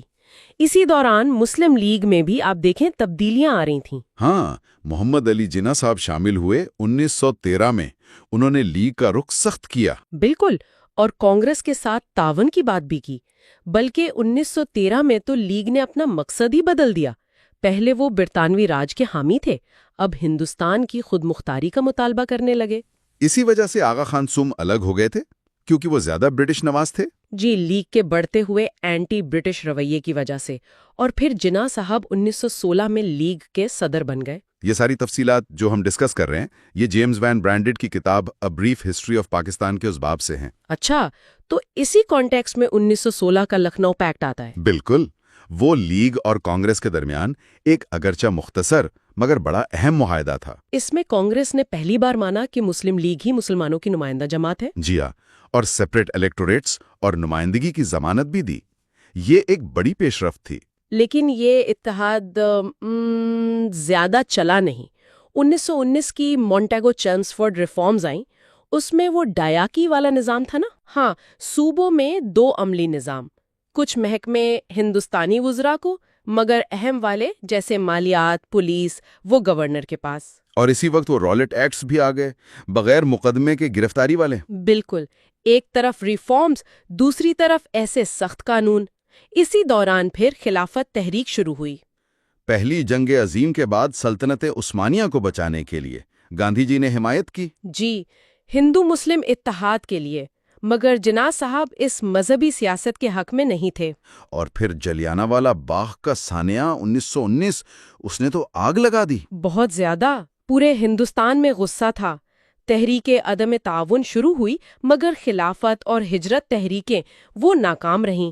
پھر 1927 میں سائمن کمیشن، جس کا بائیکاٹ ہوا کیونکہ کوئی ہندوستانی نہیں تھا۔ جی، اور اس پر مسلم لیگ بھی تقسیم ہو گئی، جناح لیگ اور شفیع لیگ۔ اس کے بعد آئی نہرو رپورٹ 1928 میں، جس نے سیپریٹ الیکٹوریٹس ختم کرنے کی بات کی۔ ہاں، اور ہندی کو قومی زبان بنانے کی۔ اس رپورٹ نے مسلمانوں کو، خاص طور پر لیگ کے دھڑوں کو، پھر سے قریب لا دیا۔ اور جواب میں جناح صاحب نے اپنے 14 نقاط پیش کیے 1929 میں۔ بالکل، جو اگلے کئی سال مسلمانوں کے مطالبات کا محور بنے۔ اور پھر 1930 میں علامہ اقبال کی وہ مشہور آل آباد تقریر، جس میں پہلی بار ایک الگ مسلم ریاست کا واضح تصور پیش کیا گیا شمال مغرب میں۔ جی، ایک نظریاتی سنگ میل تھا۔ اس کے بعد وہ گول میز کانفرنسیں ہوئیں لندن میں 1930 سے 32 تک۔ ہاں، لیکن وہ بھی ناکام رہیں۔ پھر کمیونل ایوارڈ آیا 1932 میں، جس نے الگ انتخابی حلقے تو دیے مگر متنازع رہا۔ اور پھر 1935 کا گورنمنٹ آف انڈیا ایکٹ، صوبائی خود مختاری ملی مگر مرکز تو انگریزوں کے پاس ہی رہا۔ جی، اس کے بعد 1936-37 کے انتخابات ہوئے، کانگریس کی بڑی جیت ہوئی، لیگ کی کارکردگی اچھی نہیں رہی مسلم اکثریت والے صوبوں میں بھی۔ اور پھر کانگریس نے حکومتیں بنا کر لیگ کو شامل کرنے سے انکار کر دیا۔ بالکل، اس سے مسلمانوں میں بیگانگی بہت بڑی اور لیگ کو ایک نئی جان ملی۔ 2 قومی نظریہ بہت مضبوط ہوا۔ پھر دوسری جنگ عظیم شروع ہوئی، وائسرائے نے ہندوستان کو جنگ میں شامل کر دیا۔ بغیر کسی سے پوچھے کانگریس نے احتجاجاً استعفے دے دیے اور فوری آزادی مانگی۔ اور جناح صاحب نے اسے یوم نجات کہا۔ جی، کانگریس راج کے خاتمے پر۔ اور پھر 1940 لاہور، قرارداد پاکستان، باضابطہ طور پر الگ مسلم ریاستوں کا مطالبہ۔ جنگ کے دوران 1942 میں کرپس مشن آیا۔ جنگ کے بعد آزادی کی پیشکش مگر ناکام رہا کیونکہ الگ ریاست کی ضمانت نہیں تھی۔ جناح گاندھی مذاکرات 1944، شملہ کانفرنس 1945، سب ناکام۔ یہ تقسیم اب تقریباً طے لگ رہی تھی۔ 1945-46 کے انتخابات نے تو بالکل واضح کر دیا، لیگ نے ساری مسلم نشاستیں جیت لیں۔ اور کانگریس نے عمومی نشاستیں، یہ ایک واضح ریفرنڈم تھا ایک طرح سے۔ پھر کابینہ مشن پلان 1946، متحدہ ہندوستان کی آخری کوشش۔ ہاں، ایک لوز فیڈریشن کی تجویز تھی، پہلے مانا گیا، پھر عبوری حکومت پر اختلافات کی وجہ سے مسترد ہو گیا۔ اس کے بعد لیگ نے یوم راستے اقدام، ڈائریکٹ ایکشن ڈے منایا 16 اگست 1946 کو۔ بدقسمتی سے کلکتہ میں شدید فسادات ہوئے، گریٹ کیلکٹا کلنگ، اور تشدد پھیل گیا۔ عبوری حکومت میں لیاقت علی خان وزیر خزانہ بنے۔ جی، اور انہوں نے غریب آدمی کا بجٹ پیش کیا جس پر کافی تنقید بھی ہوئی۔ مارچ 1947 لارڈ ماؤنٹ بیٹن آ گئے، آخری وائس رائے۔ انہوں نے آتے ہی بھانپ لیا کہ تقسیم ناگزیر ہے، بلکہ کانگریس نے خود پنجاب اور بنگال کی تقسیم مانگ کر تقسیم کو تسلیم کر لیا تھا۔ اور پھر جون 3 پلان، یعنی ماؤنٹ بیٹن پلان۔ جی، ہندوستان اور پاکستان، دو آزاد ریاستیں، اور تاریخ بھی جلدی کر دی، 15 اگست 1947۔ صوبوں کو اختیار دیا گیا کہ کدھر جانا ہے۔ جولائی 1947 میں انڈین انڈیپینڈنس ایکٹ پاس ہوا۔ اور 14-15 اگست 1947 کو پاکستان اور بھارت وجود میں آ گئے، آزادی کا خواب پورا ہوا۔ لیکن یہ تو شروعات تھی، اصل چیلنجز تو نئی قوم کے لیے ابھی آنے والے تھے۔ تو آج ہم بات کر رہے ہیں چیپٹر 8 کی، آزادی کے ابتدائی چیلنجز، 1947 سے 1958۔ پاکستان بن تو گیا تھا، لیکن وہ شروعات جشن والی کم اور کہہ سکتے ہیں بہت پرتشدد تھے۔ ہاں بالکل، افراتفری، قتل و غارت ایک طرف، پھر مائیگریشن کا سلسلہ۔ اور ملک بھی تو دو حصوں میں تھا، ایسٹ ونگ، ویسٹ ونگ، بیچ میں 1000 میل کا فاصلہ۔ جی، اور یہ سوال فوری تھا کہ کیا صرف مذہب کی بنیاد پر یہ دو اتنے الگ علاقے جڑے رہ سکیں گے؟ صحیح۔ پھر اور مسائل تھے، ریفیوجیز کا بحران جو انڈیا سے آ رہے تھے ان کو سیٹل کرنا۔ ہاں، لاکھوں لوگ تھے۔ اور جو یہاں سے گئے، ہندو، سکھس، ان کے جانے سے برین ڈرین ہوا، مطلب سکلڈ لوگ چلے گئے۔ اچھا۔ پھر وہ انڈین انڈیپینڈنس ایکٹ نے ریاستوں کو یعنی پرنسلی اسٹیٹس کو یہ حق دے دیا کہ فیصلہ کر لیں انڈیا یا پاکستان۔ اوکے۔ اور کشمیر کا مسئلہ تو فوراً ہی ایک بڑی وجہ بن گیا تنازع کی، حتیٰ کہ جنگ کی۔ اور ان سب کے بیچ 1 سال بعد ہی جناح صاحب کا انتقال ہو گیا، سپٹمبر 48 میں۔ جی، وہ ایک بہت بڑا دھچکا تھا، لیڈرشپ کا کرائسس فوراً شروع ہو گیا، پولیٹیکل انسٹیبلٹی اس کی بنیاد وہیں پر پڑ گئی تھی۔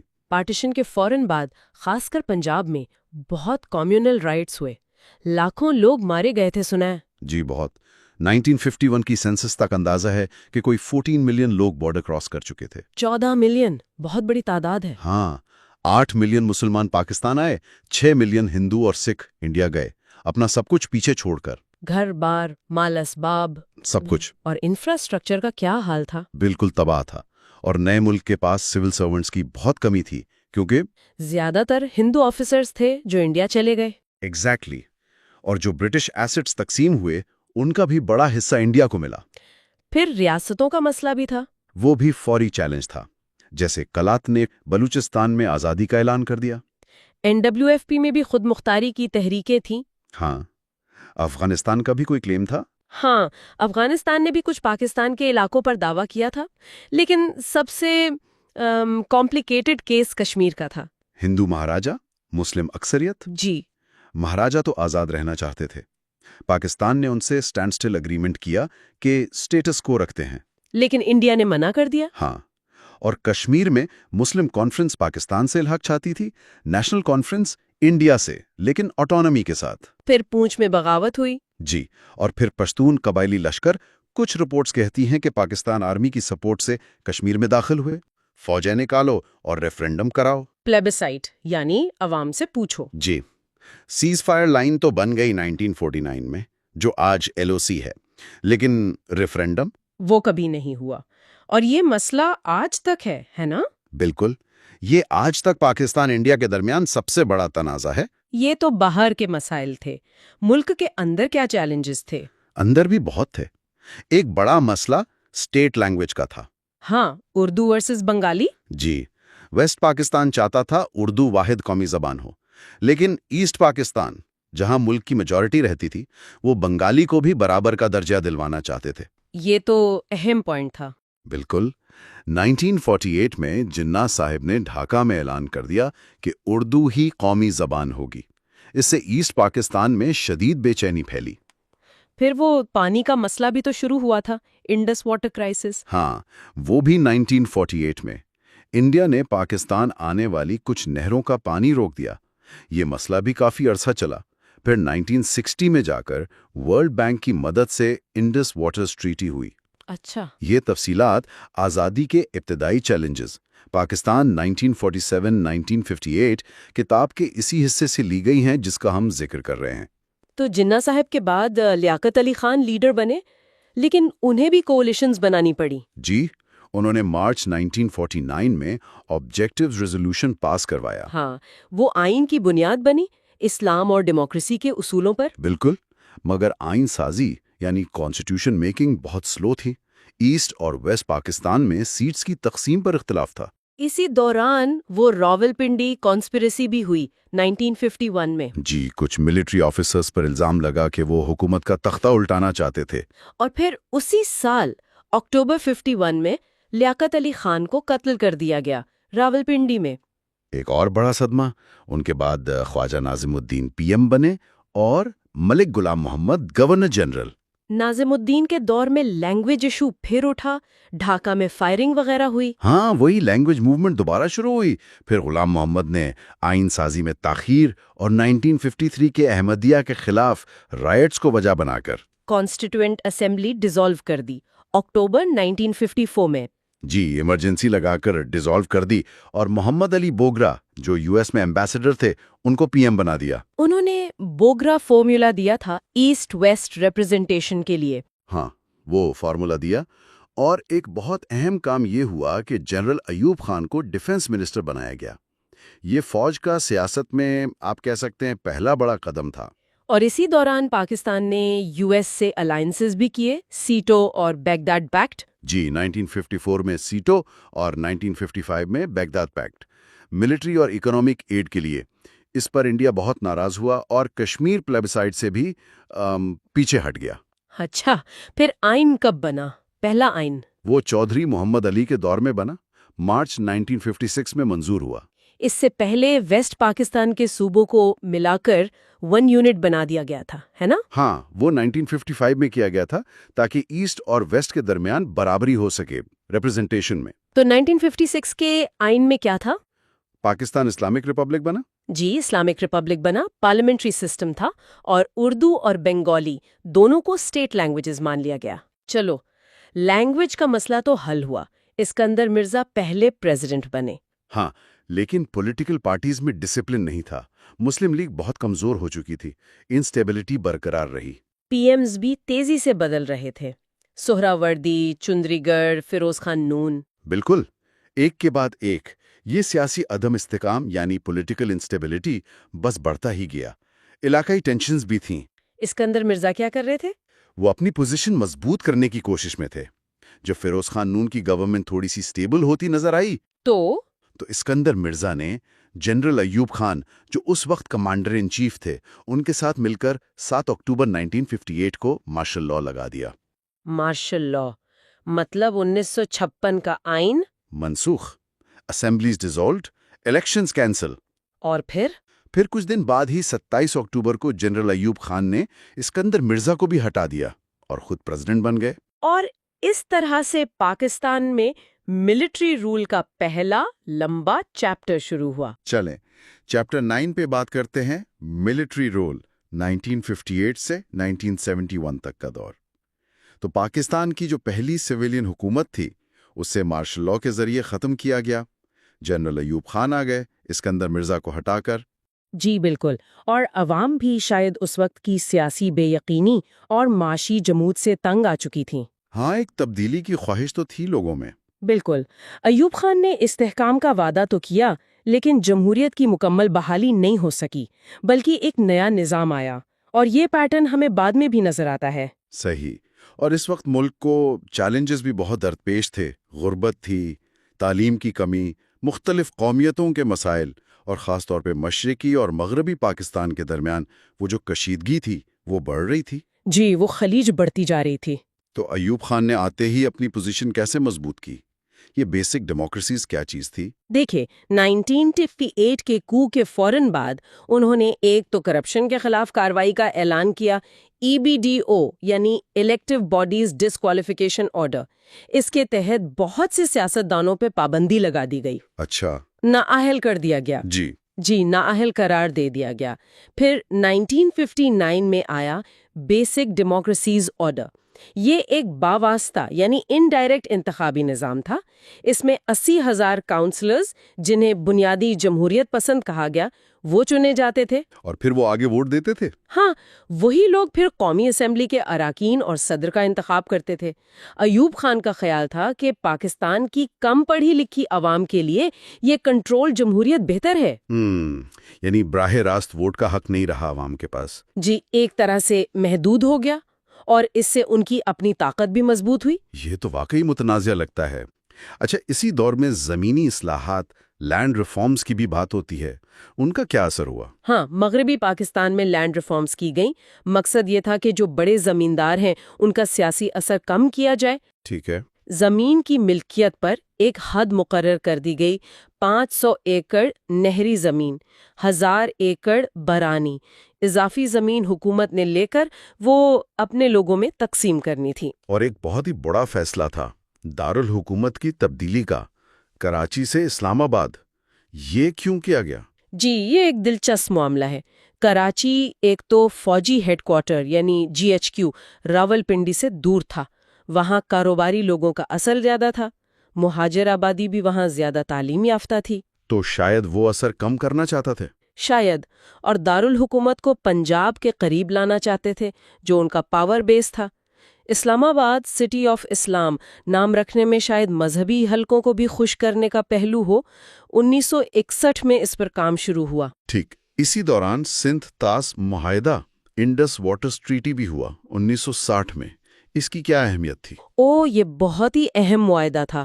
ورلڈ بینک نے ثالثی کی اور انڈیا کے ساتھ پانی کی تقسیم کا جو بڑا مسئلہ تھا وہ حل ہوا۔ کون سی دریا کس کو ملے؟ پاکستان کو مغربی دریاؤں انڈس، جہلم، چناب کے مکمل حقوق ملے، اور انڈیا کو مشرقی دریاؤں راوی، بیاس، ستلج کے۔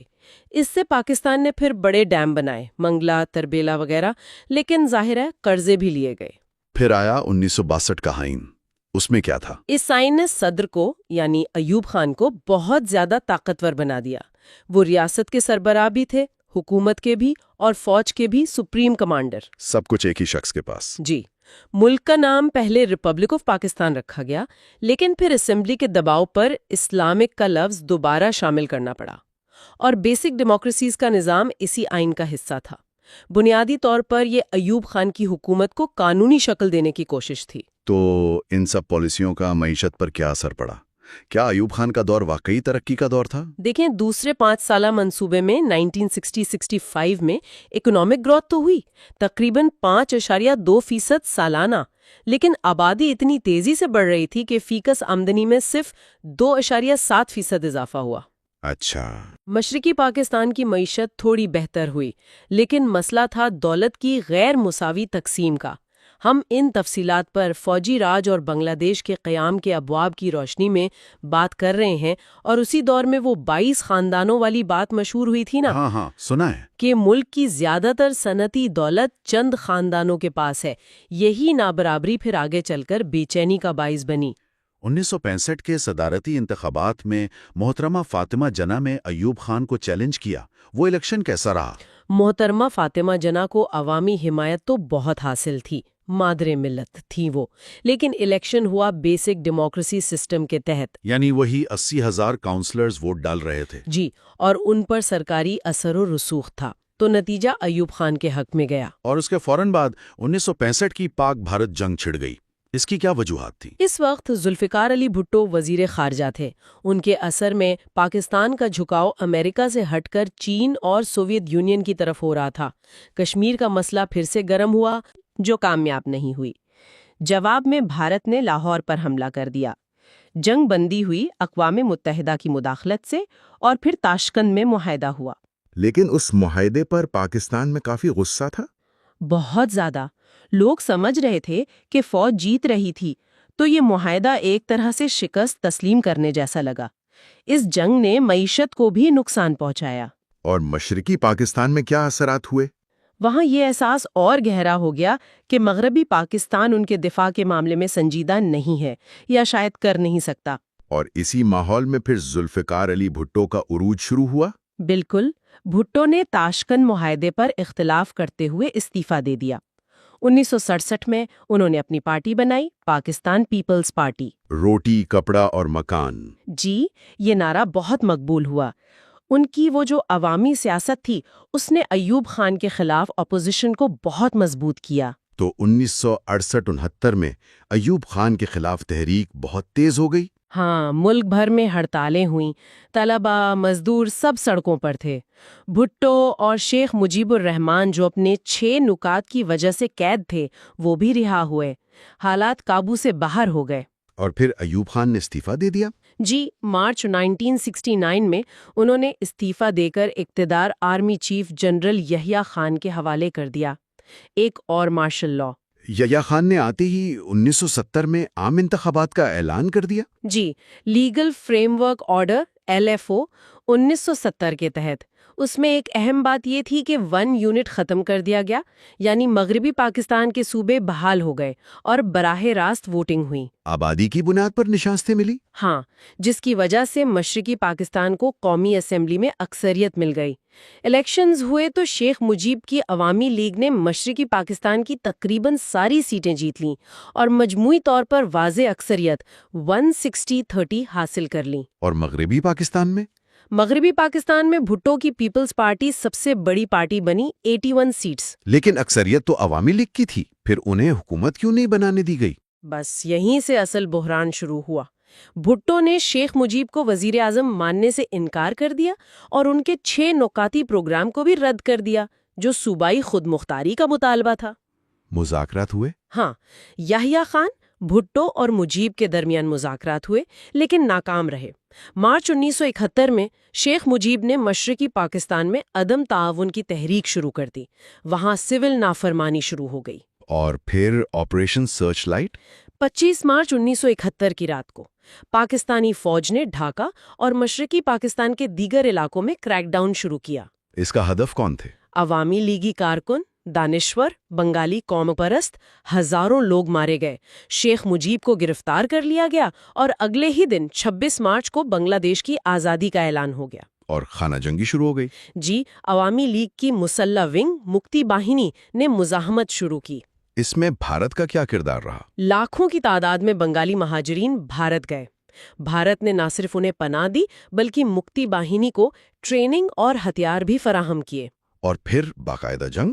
نومبر 1971 میں بھارتی فوج نے مشرقی پاکستان پر حملہ کر دیا۔ پاکستانی فوج وہاں مکمل طور پر گھر چکی تھی۔ اور انجام؟ 16 دسمبر 1971 کو ڈھاکہ میں پاکستانی افواج نے ہتھیار ڈال دیے۔ بنگلہ دیش ایک آزاد ملک بن گیا۔ پاکستان کا دولت ہونا یہ ملک کی تاریخ کا ایک بہت بڑا سانحہ اور صدمہ تھا۔ یہ سارے واقعات دیکھتے ہوئے ذہن میں یہ سوال تو آتا ہے کہ 1958 میں جو فوجی مداخلت اور سیاسی عدم استحکام کا ایک چکر شروع ہوا تھا، کیا وہ واقعی کبھی ختم ہو پایا ہے؟ اچھا، تو آئیے دیکھتے ہیں 1971 کے بعد کے پاکستان کو۔ باب 10 اسی دور کے بارے میں ہے۔ ملک ٹوٹ چکا تھا، مشرقی پاکستان الگ ہو گیا تھا، عوام میں بہت شدید آپ کہہ لیں صدمہ اور غصہ تھا۔ جی بالکل۔ اور اسی ماحول میں ذوالفقار علی بھٹو اور پاکستان پیپلز پارٹی اقتدار میں آئے۔ ایک نئے پاکستان کی تعمیر نو کا وعدہ تھا۔ یہ بہت ہی نازک وقت تھا۔ بالکل، یہ صرف زمین کا نقصان نہیں تھا یا آبادی کا، یہ تو قومی شناخت کا بحران تھا۔ مطلب ملک کا اکثریتی حصہ الگ ہو گیا تھا۔ اسی شکست کی وجوہات جاننے کے لیے پھر وہ حمود رحمان کمیشن بنا، اور دلچسپ بات یہ ہے کہ اس کی رپورٹ کو شروع میں سامنے نہیں لایا گیا۔ اچھا، جی، جب وہ آئی تو اس میں صرف فوجی ناکامیاں نہیں تھیں، بلکہ کرپشن، لیڈرشپ کی کمی اور دونوں طرف سے جو مظالم ہوئے ان سب کا ذکر تھا۔ مطلب یہ کہ اس سانے کو سمجھنے کی ایک کوشش ضرور کی گئی۔ صحیح۔ تو بھٹو صاحب نے آتے ہی کچھ بڑے فیصلے کیے۔ ایک تو وہ شملہ معاہدہ تھا۔ جی، شملہ معاہدہ بہت اہم تھا۔ اس سے جو بھارت میں قید تھے ہمارے فوجی، تقریباً 93,000، وہ واپس آئے۔ بہت بڑی تعداد تھی۔ جی ہاں، اور پھر بنگلہ دیش کو تسلیم کرنا پڑا۔ یہ بھی بڑا فیصلہ تھا۔ اندرونی طور پر دیکھیں تو انہوں نے اسلامی سوشلزم کا نعرہ دیا۔ ہاں، یہ بڑا دلچسپ نعرہ تھا، اسلامی سوشلزم۔ جی، مطلب اسلامی اصول اور معاشی مساوات کا امتزاج۔ بڑی صنعتیں، بینک، انشورنس، یہ سب قومی تحویل میں لے لیے گئے۔ نیشنلائزیشن جسے کہتے ہیں۔ بالکل، اور زرعی اصلاحات بھی کی، زمین کی ملکیت پر حد مقرر کی، اور سب سے اہم 1973 کا متفقہ آئین دیا۔ وہ آئین تو واقعی ایک سنگ میل سمجھا جاتا ہے۔ یقیناً اس نے پارلیمانی نظام واپس لایا، وزیر اعظم کو اختیارات دیے، اسلام ریاستی مذہب قرار پایا، صوبوں کو بھی کچھ خود مختاری دینے کی کوشش کی گئی۔ یعنی ایک توازن قائم کرنے کی کوشش تھی۔ لیکن جہاں وہ اقتدار مضبوط کر رہے تھے، وہیں چیلنجز بھی تھے۔ بلوچستان میں شورش شروع ہو گئی۔ اوہ ہاں، وہ بھی اسی دور میں۔ جی، اس کی وجوہات تھیں وسائل کی تقسیم پر ناراضگی، مرکز سے دوری۔ حکومت نے کافی سختی سے نمٹا اس سے۔ ایران کا بھی کردار رہا۔ تو یہ ظاہر کرتا ہے کہ 71 کے بعد بھی اندرونی طور پر حالات کافی نازک تھے۔ بالکل۔ اور پھر وقت کے ساتھ ساتھ بھٹو حکومت پر آمرانہ رویے کے الزامات بھی لگنے لگے۔ جی، ایسا کہا جاتا ہے۔ آئین میں کچھ ترامیم ہوئیں جن سے کہا گیا کہ شہریوں کے حقوق اور سیاسی اختلاف کم ہوا۔ دوسری ترمیم آئی، احمدیوں کو غیر مسلم قرار دے دیا گیا۔ اور وہ FSF بھی تو بنائی گئی تھی، فیڈرل سیکیورٹی فورس۔ جی، FSF۔ اس پر الزام تھا کہ وہ سیاسی مخالفین کے خلاف استعمال ہوتی ہے۔ معاشی محاذ پر بھی وہ قومیانے کی پالیسی شاید اتنی کامیاب نہیں ہوئی جتنی امید تھی۔ روپے کی قدر گری، مہنگائی بڑھی۔ ہاں، معیشت پر بوجھ بڑھا تھا۔ یہی سب کچھ چل رہا تھا کہ 1977 کے انتخابات آ گئے، جن پر دھاندلی کا بہت شور اٹھا۔ جی، اپوزیشن نے یعنی پاکستان نیشنل الائنس PNA نے، جو 9 جماعتوں کا اتحاد تھا، انہوں نے بڑے پیمانے پر دھاندلی کا الزام لگایا۔ ملک گیر احتجاج شروع ہو گئے۔ نظام ایک طرح سے مفلوج ہو گیا۔ بالکل۔ کچھ شہروں میں تو مقامی مارشل لا بھی لگا، مذاکرات ہوئے لیکن ناکام رہے۔ اور پھر 5 جولائی 1977 کو آرمی چیف جنرل ضیاء الحق نے مارشل لا لگا دیا۔ آپریشن فیئر پلے کے نام سے۔ جی، وعدہ تھا 90 دن میں انتخابات کا، لیکن وہ 90 دن پھر کبھی ختم نہیں ہوئے۔ نہیں، بالکل نہیں۔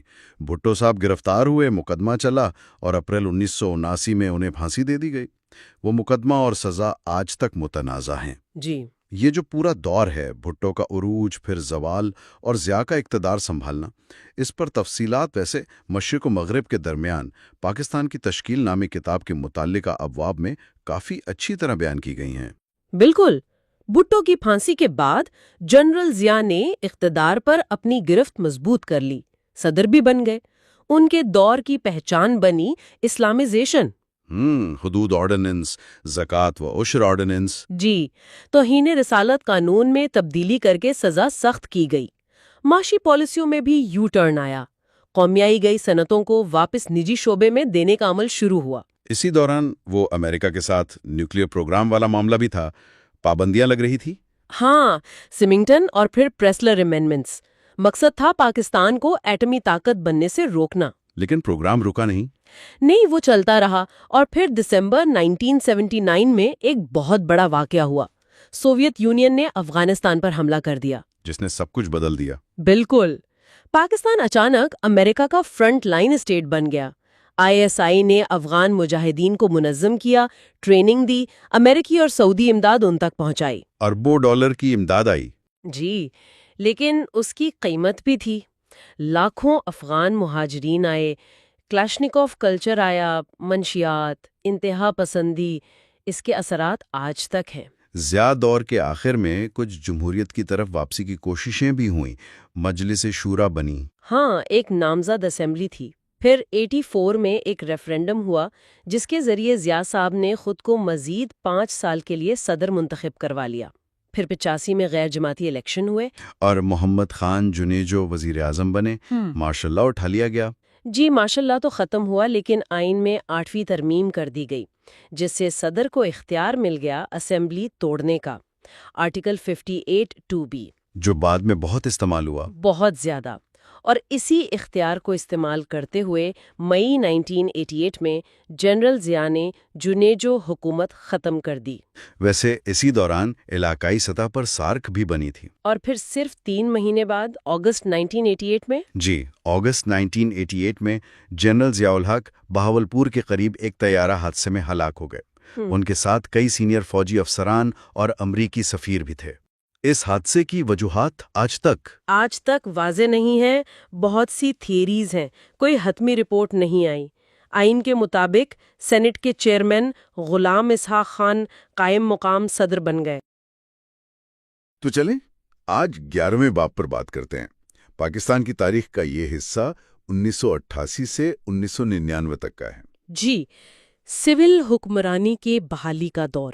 ہاں، جنرل ضیاء کی موت کے بعد 1988 میں ملک میں سویلین رول تو واپس آیا، لیکن اگلے 10 سال کافی اتار چڑھاؤ والے تھے۔ بالکل، اور 2 نام بہت اہم رہے اس دوران، بے نظیر بھٹو اور نواز شریف۔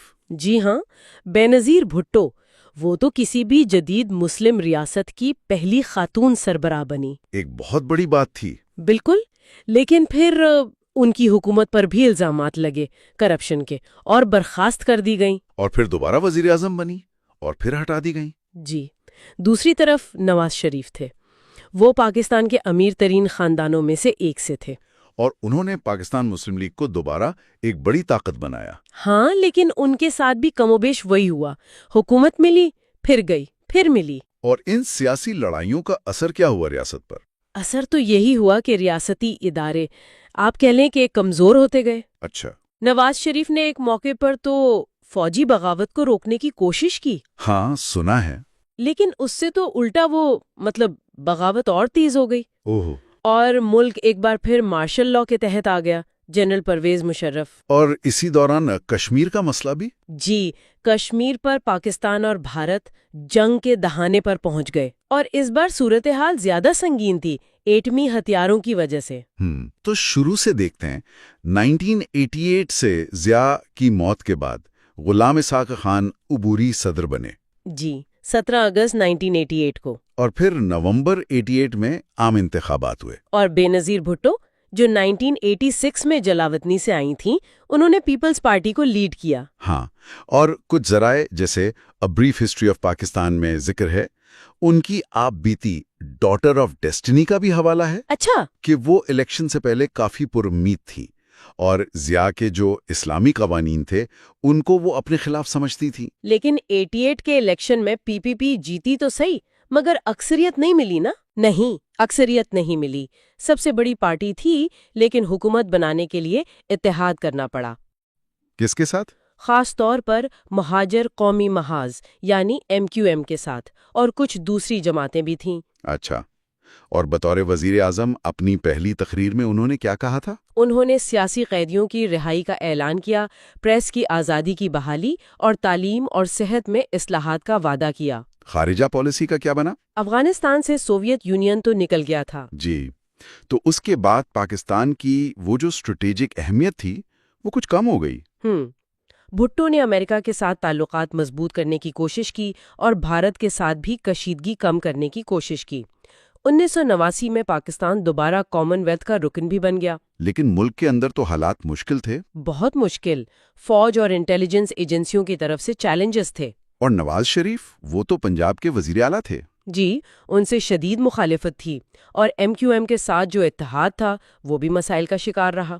کیوں؟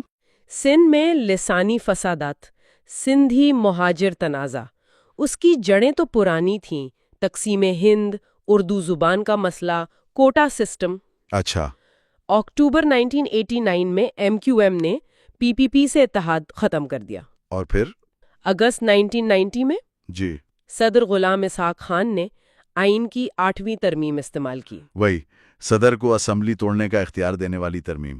بالکل، اور کرپشن اور نااہلی کے الزامات پر بے نظیر حکومت کو برطرف کر دیا۔ غلام مصطفیٰ جتوئی نگران وزیر اعظم بنے۔ پھر اکتوبر 1990 میں دوبارہ الیکشن ہوئے۔ جی، اور اس بار اسلامی جمہوری اتحاد یعنی IJI، جس میں نواز شریف کی PML بھی شامل تھی، وہ جیت گئی۔ تو نواز شریف پہلی بار وزیر اعظم بنے 1990 سے 93 تک۔ جی، انہوں نے صنعت کاری اور نجکاری پر مبنی پالیسیاں اپنائیں۔ وہ یلو کیب اسکیم بھی اسی دور کی ہے۔ ہاں، وہ کافی متنازع بھی رہی تھی۔ جی، اور مئی 1991 میں شریعت بل بھی پاس کیا گیا۔ اسی دور میں وہ کالشنیکوف کلچر کا بھی ذکر آتا ہے۔ ہاں بالکل، افغانستان جنگ کے بعد ہتھیار اور منشیات بہت آسانی سے دستیاب ہو گئے تھے اور لا قانونیت بڑھ رہی تھی۔ شریف حکومت نے 12ویں ترمیم کے ذریعے فوری انصاف کے لیے خصوصی عدالتیں بھی قائم کی۔ لیکن پھر شریف صاحب کے بھی صدر اسحاق خان سے اختلافات ہو گئے۔ جی، اختلافات بڑھے اور نتیجہ یہ نکلا کہ اپریل 1993 میں صدر نے شریف حکومت کو بھی برطرف کر دیا۔ اوہ، بالکل ویسے ہی جیسے بے-نظیر حکومت کو کیا تھا۔ جی، حالانکہ بعد میں سپریم کورٹ نے بحال کر دیا تھا، لیکن سیاسی بحران اتنا بڑھ گیا کہ جولائی 1993 میں شریف اور اسحاق خان دونوں کو استعفیٰ دینا پڑا۔ پھر کون آیا؟ معین الدین احمد قریشی نگران وزیر اعظم بنے۔ انہوں نے کچھ اہم معاشی اصلاحات بھی کیں۔ اور پھر اکتوبر 1993 میں الیکشن؟ جی، اور اس بار پھر PPP نے سب سے زیادہ نشستیں حاصل کی۔ بے نظیر بھٹو دوسری بار وزیر اعظم بنی 1993 سے 96 تک۔ اور صدر کون بنا؟ فاروق لغاری صدر منتخب ہوئے۔ اس دور میں امریکہ سے تعلقات کچھ بہتر ہوئے تھے۔ پریسلر ترمیم کا سنا تھا؟ ہاں، کچھ بہتری آئی۔ پریسلر ترمیم میں براؤن ترمیم کے ذریعے کچھ نرمی کی گئی۔ لیکن اندرونی طور پر بھٹو حکومت نے افغانستان میں طالبان کی حمایت کی، جسے بعد میں انہوں نے خود ایک غلطی تسلیم کیا۔ اچھا۔ اور پھر بھٹو خاندان میں اختلافات، میر مرتضی بھٹو کی واپسی، ان کی مخالفت، اور پھر 1996 میں ان کی پولیس مقابلے میں ہلاکت۔ یہ ایک بہت بڑا واقعہ تھا۔ جی، اس نے حکومت کو بہت نقصان پہنچایا اور صدر لغاری کے ساتھ بھی تعلقات بگڑتے گئے۔ تو کیا پھر وہی ہوا؟ جی، نومبر 1996 میں صدر لغاری نے بھی 8ویں ترمیم کا استعمال کیا اور بے نظیر حکومت کو دوسری بار برطرف کر دیا۔ ہاں، کرپشن، بد انتظامی اور میر مرتضی بھٹو کے قتل کے الزامات پر۔ تو پھر الیکشن فروری 1997 میں؟ جی، اور اس بار PML نے بھاری اکثریت حاصل کی۔ نواز شریف دوسری بار وزیر اعظم بنے 1997 سے 99 تک۔ آتے ہی انہوں نے وہ 8ویں ترمیم ختم کی؟ جی، 13ویں ترمیم منظور کی، جس نے صدر کے اسمبلی توڑنے کے اختیار کو ختم کر دیا، اور 14ویں ترمیم بھی لائے، اینٹی ڈیفیکشن بل، تاکہ پارٹی ممبران خلاف نہ جا سکیں۔ بالکل۔ لیکن پھر ان کا انداز بھی آمرانہ ہوتا گیا۔ ہاں، کچھ ایسا ہی ہوا۔ پریس پر دباؤ، سپریم کورٹ پر حملہ، چیف جسٹس سجاد علی شاہ کی برطرفی۔ صدر لغاری بھی مستعفی ہو گئے، رفیق تارڑ نئے صدر بن گئے۔ اور پھر مئی 1998 میں ایٹمی دھماکے؟ جی، بھارت کے دھماکوں کے جواب میں پاکستان نے بھی کیے، جس کے بعد بین الاقوامی پابندیاں لگیں اور معیشت بہت متاثر ہوئی۔ اور فوج کے ساتھ تعلقات؟ شریف نے آرمی چیف جہانگیر کرامت کو استعفیٰ دینے پر مجبور کیا اور پرویز مشرف کو نیا آرمی چیف مقرر کیا۔ اور پھر کارگل 1999 میں؟ جی، کشمیر میں کارگل تنازع شروع ہوا۔ پاکستانی فوجیوں یا کشمیری مجاہدین نے بھارتی پوسٹوں پر قبضہ کر لیا۔ لیکن پھر فوج واپس بلانی پڑی؟ ہاں، بین الاقوامی دباؤ پر شریف نے فوجیں واپس بلانے کا حکم دیا، جس سے فوج میں کافی ناراضگی بڑھی۔ اکتوبر 1999؟ جی، جب جنرل مشرف سری لنکا سے واپس آ رہے تھے، شریف نے ان کے طیارے کو پاکستان میں اترنے سے روکنے کی کوشش کی اور ISI چیف کو نیا آرمی چیف بنانے کا اعلان کیا۔ لیکن فوج نے نہیں مانا۔ فوج نے اس اقدام کو مسترد کر دیا، ایئرپورٹ کا کنٹرول سنبھالا، مشرف کے طیارے کو لینڈ کروایا، اور زمین پر اترتے ہی جنرل مشرف نے حکومت کا تختہ الٹ دیا اور خود کو چیف ایگزیکٹو قرار دے دیا۔ تو مطلب 13ویں ترمیم، جس نے صدر کا اختیار ختم کیا تھا، اس کے باوجود ایک بار پھر فوجی حکمرانی آ گئی؟ جی ہاں، اور یہ جو چکر ہے، یہ سوال تو پیدا کرتا ہے کہ جمہوری حکومتوں کی یہ بار بار ناکامی اور فوجی مداخلت کا یہ تسلسل پاکستان کے سیاسی استحکام اور مستقبل پر کیسے اثر انداز ہوتا رہے گا؟ تو آج ہم باب 12 پر بات کر رہے ہیں، دنیا کے سٹیج پر واپسی 1999-2008۔ جی، یہ کہانی شروع ہوتی ہے جنرل پرویز مشرف کے 1999 کے کو سے۔ ہاں، اور اس نے یہ دکھایا کہ آئینی تحفظ بھی شاید کافی نہیں ہوتا سویلین حکومت کو بچانے کے لیے۔ بالکل، مشرف نے پہلے چیف ایگزیکٹو کا ٹائٹل لیا اور بعد میں وہ صدر بن گئے۔ شروع میں تو بین الاقوامی دباؤ کافی تھا، ہے نا، جمہوریت بحال کرنے کا۔ جی بہت تھا، لیکن پھر 9/11 کے حملے ہو گئے اور ترجیحات بالکل بدل گئیں۔ اچھا، افغانستان میں طالبان، اسامہ بن لادن کا معاملہ، پاکستان ایک دم سے عالمی منظرنامے پر آ گیا۔ صحیح، تو اس کو تھوڑا کھولتے ہیں۔ مشرف نے امریکہ کی وار آن ٹیرر میں شمولیت اختیار کی، جی ہاں، جس کے بدلے میں امداد ملی، معاشی بھی اور فوجی بھی۔ بالکل، پابندیاں ہٹیں، کافی ڈالرز آئے، قرضے بھی معاف ہوئے۔ لیکن پاکستان کے اندر اس پر شدید رد عمل بھی تھا، مطلب لوگ خوش نہیں تھے۔ نہیں، بہت شدید مخالفت تھی۔ ایک بڑا طبقہ سمجھتا تھا کہ یہ ہماری جنگ نہیں ہے، کہ مسلمان بھائیوں کو دشمن کہا جا رہا ہے۔ اور اندرونی طور پر بھی تو مسائل تھے، فرقہ واریت وغیرہ۔ جی، سنی اور شیعہ انتہا پسندوں کے تشدد میں بھی اضافہ دیکھنے میں آیا، لیکن کچھ مثبت پہلو بھی تھے، جیسے بھارت کے ساتھ تعلقات میں کچھ وقت کے لیے بہتری آئی، کشمیر پر بھی کچھ پیش رفت ہوئی۔ کو کے فوراً بعد نواز شریف کا کیا بنا؟ ان کی گرفتاری ہوئی تھی۔ جی، نواز شریف اور دوسرے کئی عہدیدار گرفتار ہوئے۔ ان پر ہائی جیکنگ، اغوا، قتل کی کوشش جیسے الزامات لگے۔ ہیومن رائٹس واچ نے بھی تو کہا تھا کہ اپوزیشن رہنماؤں کو حراست میں لیا گیا، تشدد بھی ہوا۔ جی بالکل، نواز شریف کو عمر قید ہوئی، لیکن پھر 2000 میں معافی مل گئی اور انہیں جلاوطن کر دیا گیا۔ ایک ڈیل کے تحت؟ ہاں، یہ شرط تھی کہ وہ 21 سال تک سیاست میں حصہ نہیں لیں گے اور اپنی کچھ جائیداد بھی چھوڑیں گے۔ اور پھر مئی 2000 میں سپریم کورٹ نے کو قانونی قرار دے دیا۔ جی، نظریہ ضرورت کے تحت، اور ساتھ ہی اکتوبر 2002 تک الیکشن کروانے کا حکم بھی دیا۔ اچھا، معیشت کے محاذ پر کیا صورتحال تھی؟ مشرف نے اصلاحات کا وعدہ کیا تھا؟ ہاں، 1990 کی دہائی میں ترقی کی شرح کافی کم ہو گئی تھی، غربت بڑھ رہی تھی۔ مشرف نے ورلڈ بینک، IMF سے قرضے لیے، انفراسٹرکچر میں کچھ سرمایہ کاری کی۔ تو معیشت بہتر ہوئی؟ جیسا کہ a brief history of Pakistan کے اس باب میں ذکر ہے، پہلے 3 سال تو استحکام آیا، پھر کچھ بہتری شروع ہوئی، لیکن وہ اس کا فائدہ زیادہ تر امیر طبقے تک ہی رہا۔ اور مشرف کا اپنا امیج ایک سیکولر ماڈرنسٹ رہنما کا تھا۔ جی، وہ خود کو ایسا ہی پیش کرتے تھے۔ مذہبی انتہا پسندی کو روکنے کی بات کی، توہین رسالت قانون میں ترمیم کی کوشش کی، لیکن کامیاب نہیں ہوئے؟ نہیں، مذہبی جماعتوں کے دباؤ پر پیچھے ہٹنا پڑا۔ اسلحے پر پابندی کا بھی اعلان ہوا، لیکن اس پر بھی مکمل عمل درآمد نہیں ہو سکا۔ جون 2001 میں پھر انہوں نے صدر تاڑر کو ہٹا کر خود صدارت سنبھال لی۔ جی، اور اگست میں لوکل گورنمنٹ سسٹم متعارف کرایا۔ مقصد تو اختیارات نچلی سطح پر منتقل کرنا تھا، لیکن اصل میں مرکز میں طاقت مزید مستحکم ہو گئی۔ کچھ ایوب خان کے بیسک ڈیموکریسیز سسٹم جیسا؟ ہاں، کچھ مماثلت تھی۔ 9/11 سے پہلے بھارت پالیسی کیا تھی؟ روایتی ہی تھی؟ جی، کشمیر کی حمایت، طالبان کی حمایت۔ جولائی 2001 میں آگرہ سمٹ ہوئی تھی واجپئی کے ساتھ، لیکن وہ ناکام رہی۔ اور پھر دسمبر 2001 میں بھارتی پارلیمنٹ پر حملہ ہو گیا۔ ہاں، اس سے تعلقات ایک دم انتہائی خراب ہو گئے، جنگ کا خطرہ پیدا ہو گیا تھا۔ اور پھر 9/11 کے بعد امریکہ کا وہ مشہور مطالبہ آ گیا۔ جی بالکل، واضح چوائس دی گئی، یا طالبان کا ساتھ دیں یا ہمارا۔ اور مشرف نے امریکہ کا ساتھ دینے کا فیصلہ کیا۔ جی، فیصلہ تو یہی ہوا۔ ملک میں مظاہرے بھی ہوئے، لیکن اس کے بدلے میں پاکستان کو بڑی معاشی اور فوجی امداد ملی، قرض معاف ہوئے۔ آپریشن انڈیورنگ فریڈم شروع ہوا۔ طالبان حکومت ختم ہوئی، لیکن بن لادن فرار ہو گئے۔ امریکہ نے ایٹمی ہتھیاروں اور AQ خان نیٹ ورک پر بھی دباؤ ڈالا تھا۔ جی بالکل، تحقیقات ہوئیں تو پتہ چلا کہ خان نیٹ ورک نے ایران، لیبیا، شمالی کوریا کو ٹیکنالوجی فراہم کی تھی۔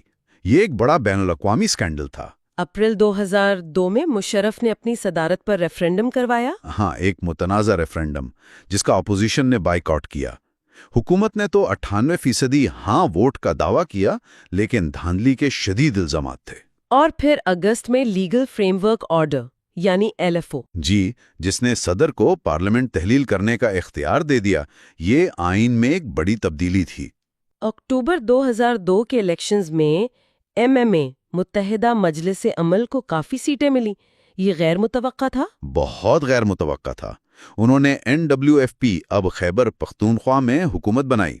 مرکز میں مشرف کی حمایت یافتہ PMLQ سب سے بڑی پارٹی بنی اور ظفر اللہ جمالی وزیر اعظم بنے۔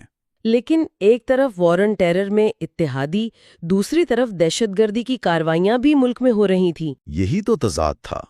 ڈینیل پرل کا قتل، لندن بم دھماکوں کے ملزمان کا یہاں سے تعلق، خالد شیخ محمد کی گرفتاری، یہ سب اسی دور میں ہوا۔ مشرف پر خود بھی تو حملے ہوئے۔ جی، 2 بڑے قاتلانہ حملے ہوئے جن میں اطلاعات تھیں کہ کچھ فوجی افسران بھی ملوث تھے۔ امریکہ سے امداد آتی رہی، معیشت ظاہری طور پر بہتر لگ رہی تھی۔ ہاں، میکرو لیول پر اعداد و شمار بہتر تھے، لیکن وہ ترقی عام آدمی تک نہیں پہنچی۔ لینڈ ریفارم بھی نہیں ہو سکا۔ فاٹا اور WFP میں فوجی آپریشنز ہوئے، لیکن کامیابی محدود رہی۔ دسمبر 2003 میں LFO کو آئین کا حصہ بنا دیا گیا۔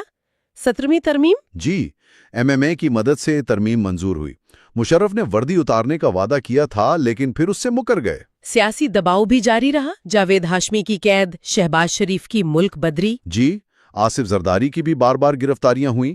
سیاسی مخالفین کے لیے حالات سخت تھے۔ فرقہ وارانہ تشدد کا کیا بنا؟ اس میں بھی اضافہ ہوا، خاص طور پر سنی شیعہ تشدد۔ فاٹا، WFP اور بلوچستان میں بھی تشدد بڑھا۔ بلوچستان میں اکبر بگٹی والا واقعہ بھی اسی دور میں ہوا۔ جی، 2006 میں نواب اکبر بگٹی کو فوجی آپریشن میں ہلاک کیا گیا، جس سے بلوچستان میں قوم پرستی تحریک کو مزید ہوا ملی اور حالات بہت خراب ہوئے۔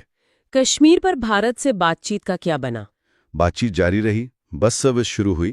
پھر 2005 میں بڑا زلزلہ آیا، جس کے بعد انسانی ہمدردی کی بنیاد پر لائن آف کنٹرول پر کچھ کراسنگ پوائنٹس کھولے گئے۔ اور پھر آیا 2007 کا سال، جو بہت بحرانی ثابت ہوا۔ بالکل، چیف جسٹس افتخار چودھری کی معطلی سے جب بحران شروع ہوا۔ وکلا تحریک شروع ہو گئی۔ جی، ایک ملک گیر تحریک جس نے مشرف کی حکومت کو ہلا کر رکھ دیا۔ پھر بینظیر بھٹو اور نواز شریف کی واپسی کی اجازت ملی، حالانکہ نواز شریف کو دوبارہ ملک بدر کر دیا گیا۔ بینظیر کی واپسی پر کراچی میں حملہ ہوا۔ جی، بہت بڑا حملہ تھا۔ پھر لال مسجد آپریشن ہوا اور آخرکار نومبر 2007 میں ایمرجنسی لگا دی گئی۔ ججوں کو برطرف کر دیا گیا۔ جی، بہت سے ججوں کو برطرف یا نظر بند کر دیا گیا۔ اور PMLN نے مل کر حکومت بنانے کی کوشش کی، لیکن وہ اتحاد زیادہ چلا نہیں، ججوں کی بحالی کے معاملے پر اختلافات ہو گئے اور PMLN حکومت سے الگ ہو گئی۔ اس دوران نئے آرمی چیف جنرل کیانی نے فوج کو سیاست سے الگ رکھنے کا بیان دیا۔ جی، یہ ایک اہم اعلان تھا کہ فوج اب براہ راست سیاسی مداخلت نہیں کرے گی۔ لیکن نئی حکومت کے لیے چیلنجز تو بہت ہوں گے۔ بہت زیادہ۔